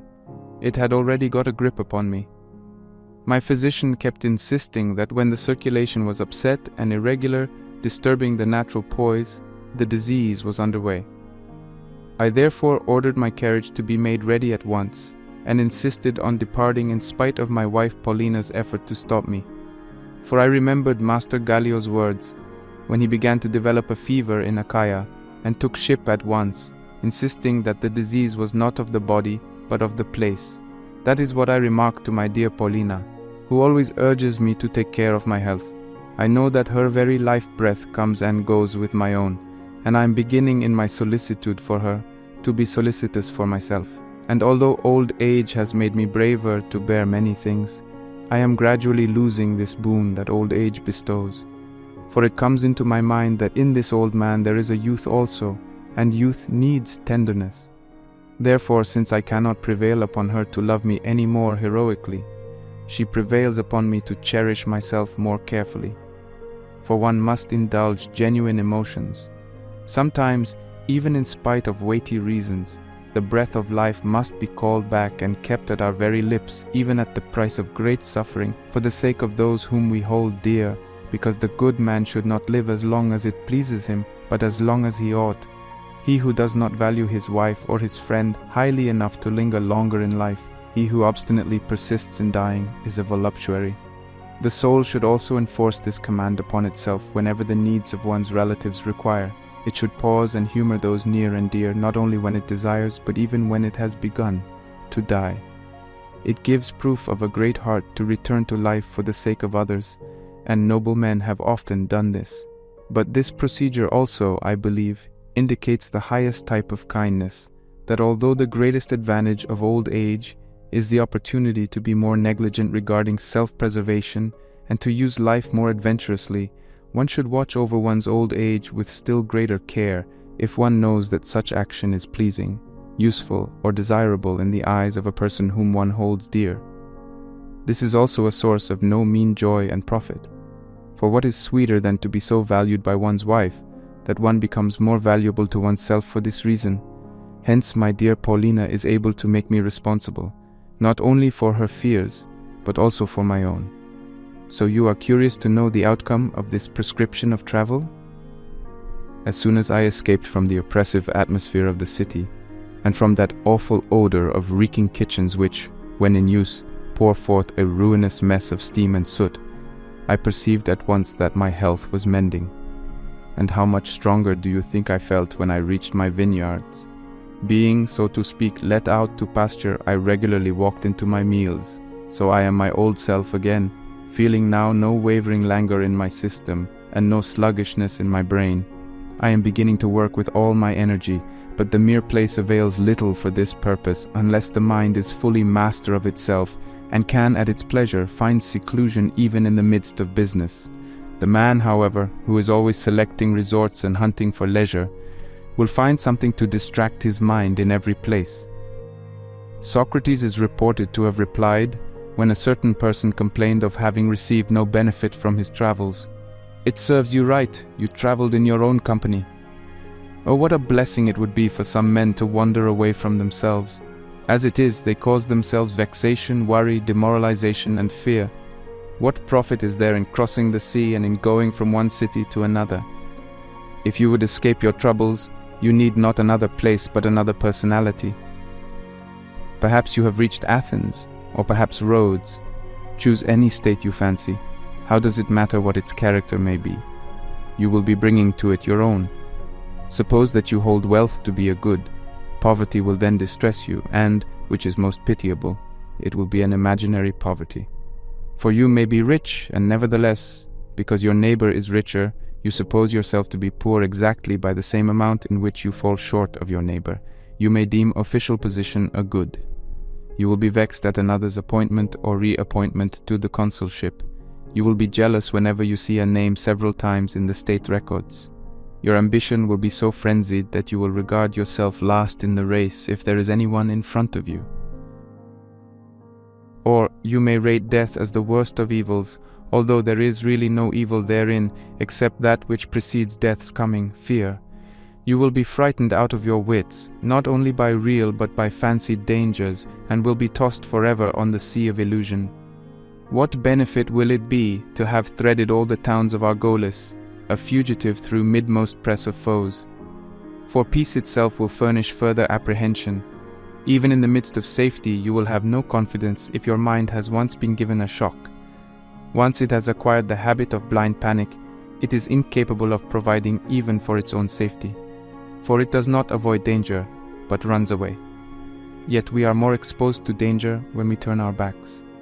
You may judge it the most grievous of ills to lose any of those you love, while all the same this would be no less foolish than weeping, because the trees which charm your eye and adorn your home lose their foliage. Regard everything that pleases you as if it were a flourishing plant.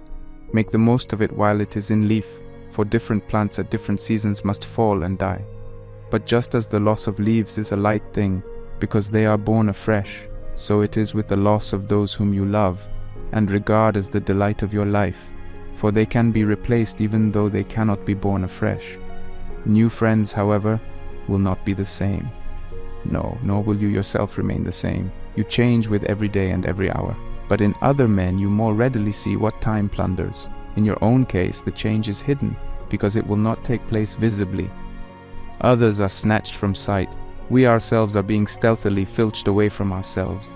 You will not think about any of these problems, nor will you apply remedies to these wounds. You will of your own volition be sowing a crop of trouble by alternate hoping and despairing. If you are wise, mingle these two elements. Do not hope without despair, or despair without hope. What benefit has travel of itself ever been able to give anyone? No restraint upon pleasure, no bridling of desire, no checking of bad temper, no crushing of the wild assaults of passion, no opportunity to rid the soul of evil. Traveling cannot give us judgment, or shake off our errors. It merely holds our attention for a moment by a certain novelty, as children pause to wonder at something unfamiliar. Besides, it irritates us through the wavering of a mind which is suffering from an acute attack of sickness. The very motion makes it more fitful and nervous. Hence, the spots we had sought most eagerly, we quit still more eagerly, like birds that flit and are off as soon as they have alighted. What travel will give is familiarity with other nations. It will reveal to you mountains of strange shape, or unfamiliar tracts of plain, or valleys that are watered by ever-flowing springs, or the characteristics of some river that comes to our attention. We observe how the Nile rises and swells in summer, or how the Tigris disappears, runs underground through hidden spaces, and then appears with unabated sweep, or how the Maeander, that oft-rehearsed theme and plaything of the poets, turns in frequent bendings, and often in winding comes close to its own channel before resuming its course. But this sort of information will not make better or sounder men of us. We ought rather to spend our time in study, and to cultivate those who are masters of wisdom, learning something which has been investigated but not settled. By this means the mind can be relieved of a most wretched serfdom, and won over to freedom. Indeed, as long as you are ignorant of what you should avoid or seek, or of what is necessary or superfluous, or of what is right or wrong, you will not be traveling, but merely wandering. There will be no benefit to you in this hurrying to and fro, for you are traveling with your emotions and are followed by your afflictions. Would that they were indeed following you. In that case, they would be farther away, as it is you are carrying and not leading them. Hence they press about you on all sides, continually chafing and annoying you. It is medicine, not scenery, for which the sick man must go a-searching. Suppose that someone has broken a leg or dislocated a joint. He does not take carriage or ship for other regions, but he calls in the physician to set the fractured limb, or to move it back to its proper place in the socket. What then? When the spirit is broken or wrenched in so many places, do you think that change of place can heal it? The complaint is too deep-seated to be cured by a journey. Travel does not make a physician or an orator. No art is acquired by merely living in a certain place. Where lies the truth then? Can wisdom, the greatest of all the arts, be picked up on a journey? I assure you, travel as far as you like. You can never establish yourself beyond the reach of desire, beyond the reach of bad temper, or beyond the reach of fear. Had it been so, the human race would long ago have banded together and made a pilgrimage to the spot. Such ills, as long as you carry with you their causes, will load you down and worry you to skin and bone in your wanderings over land and sea. Do you wonder that it is of no use to run away from them? That from which you are running is within you. Accordingly, reform your own self, get the burden off your own shoulders, and keep within safe limits the cravings which ought to be removed. Wipe out from your soul all trace of sin. If you would enjoy your travels, make healthy the companion of your travels. As long as this companion is avaricious and mean, greed will stick to you, and while you consort with an overbearing man, your puffed-up ways will also stick close. Live with a hangman, and you will never be rid of your cruelty. If an adulterer be your clubmate, he will kindle the baser passions. If you would be stripped of your faults, leave far behind you the patterns of the faults. The miser, the swindler, the bully, the cheat, who will do you much harm merely by being near you, are within you. Change therefore to better associations. Live with the Catos, with Laelius, with Tubero. Or, if you enjoy living with Greeks also, spend your time with Socrates and with Zeno. The former will show you how to die if it be necessary, the latter how to die before it is necessary. Live with Chrysippus, with Posidonius. They will make you acquainted with things earthly and things heavenly. They will bid you work hard over something more than neat turns of language and phrases mouthed forth for the entertainment of listeners. They will bid you be stout of heart and rise superior to threats. The only harbor safe from the seething storms of this life is scorn of the future, a firm stand, a readiness to receive fortune's missiles full in the breast, neither skulking nor turning the back. Nature has brought us forth brave of spirit, and, as she has implanted in certain animals a spirit of ferocity, in others craft, in others terror, so she has gifted us with an aspiring and lofty spirit, which prompts us to seek a life of the greatest honor, and not of the greatest security, that most resembles the soul of the universe, which it follows and imitates as far as our mortal steps permit. This spirit thrusts itself forward, confident of commendation and esteem. It is superior to all, monarch of all it surveys. Hence it should be subservient to nothing, finding no task too heavy, and nothing strong enough to weigh down the shoulders of a man. Shapes dread to look upon, of toil or death, are not in the least dreadful, if one is able to look upon them with unflinching gaze, and is able to pierce the shadows. Many a sight that is held a terror in the night time is turned to ridicule by day. Shapes dread to look upon, of toil or death. Our Virgil has excellently said that these shapes are dread, not in reality, but only to look upon. In other words, they seem terrible, but are not. And in these visions, what is there, I say, as fear-inspiring as rumor has proclaimed? Why, pray, my dear Lucilius, should a man fear toil, or a mortal death? Countless cases occur to my mind of men who think that what they themselves are unable to do is impossible, who maintain that we utter words which are too big for man's nature to carry out. But how much more highly do I think of these men? They can do these things, but decline to do them. To whom that ever tried, have these tasks proved false? To what man did they not seem easier in the doing? Our lack of confidence is not the result of difficulty. The difficulty comes from our lack of confidence. If, however, you desire a pattern, take Socrates, a long-suffering old man who was sea-tossed amid every hardship and yet was unconquered both by poverty, which his troubles at home made more burdensome, and by toil, including the drudgery of military service. He was much tried at home, whether we think of his wife, a woman of rough manners and shrewish tongue, or of the children whose intractability showed them to be more like their mother than their father. And if you consider the facts, he lived either in time of war, or under tyrants, or under a democracy which is more cruel than wars and tyrants. The war lasted for 27 years. Then the state became the victim of the 30 tyrants, of whom many were his personal enemies. At the last came that climax of condemnation under the gravest of charges. They accused him of disturbing the state religion and corrupting the youth, for they declared that he had influenced the youth to defy the gods, to defy the council, and to defy the state in general. Next came the prison and the cup of poison. But all these measures changed the soul of Socrates so little that they did not even change his features. What wonderful and rare distinction! He maintained this attitude up to the very end, and no man ever saw Socrates too much elated or too much depressed. Amid all the disturbance of fortune, he was undisturbed.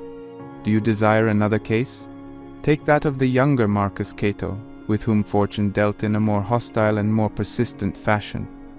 But he withstood her on all occasions, and in his last moments, at the point of death, showed that a brave man can live in spite of fortune, can die in spite of her. His whole life was passed either in civil warfare or under a political regime which was soon to breed civil war. And you may say that he, just as much as Socrates, declared allegiance to liberty in the midst of slavery, unless perchance you think that Pompey, Caesar, and Crassus were the allies of liberty. No one ever saw Cato change, no matter how often the state changed. He kept himself the same in all circumstances, in the praetorship, in defeat, under accusation, in his province, on the platform, in the army, in death. Furthermore, when the Republic was in a crisis of terror, when Caesar was on one side with 10 embattled legions at his call, aided by so many foreign nations, and when Pompey was on the other, satisfied to stand alone against all comers, and when the citizens were leaning towards either Caesar or Pompey, Cato alone established a definite party for the Republic. If you would obtain a mental picture of that period, you may imagine on one side the people and the whole proletariat eager for revolution, on the other the senators and knights, the chosen and honored men of the Commonwealth, and there were left between them but these two, the Republic and Cato. I tell you, you will marvel when you see Atreus' son, and Priam, and Achilles, wroth at both. Like Achilles, he scorns and disarms each faction. And this is the vote which he casts concerning them both. If Caesar wins, I slay myself. If Pompey, I go into exile. What was there for a man to fear who, whether in defeat or in victory, had assigned to himself a doom which might have been assigned to him by his enemies in their utmost rage? So he died by his own decision. You see that man can endure toil. Cato on foot led an army through African deserts. You see that thirst can be endured. He marched over sun-baked hills, dragging the remains of a beaten army and with no train of supplies, undergoing lack of water and wearing a heavy suit of armor, always the lust to drink of the few springs which they chanced to find. You see that honor and dishonor too can be despised, for they report that on the very day when Cato was defeated at the elections, he played a game of ball. You see also that man can be free from fear of those above him in rank, for Cato attacked Caesar and Pompey simultaneously at a time when none dared fall foul of the one without endeavoring to oblige the other. You see that death can be scorned as well as exile. Cato inflicted exile upon himself and finally death, and war all the while. And so, if only we are willing to withdraw our necks from the yoke, we can keep as stout a heart against such terrors as these. But first and foremost, we must reject pleasures. They render us weak and womanish. They make great demands upon us, and moreover, cause us to make great demands upon fortune. Second, we must spurn wealth. Wealth is the diploma of slavery. Abandon gold and silver, and whatever else is a burden upon our richly furnished homes. Liberty cannot be gained for nothing. If you set a high value on liberty, you must set a low value on everything else. Farewell.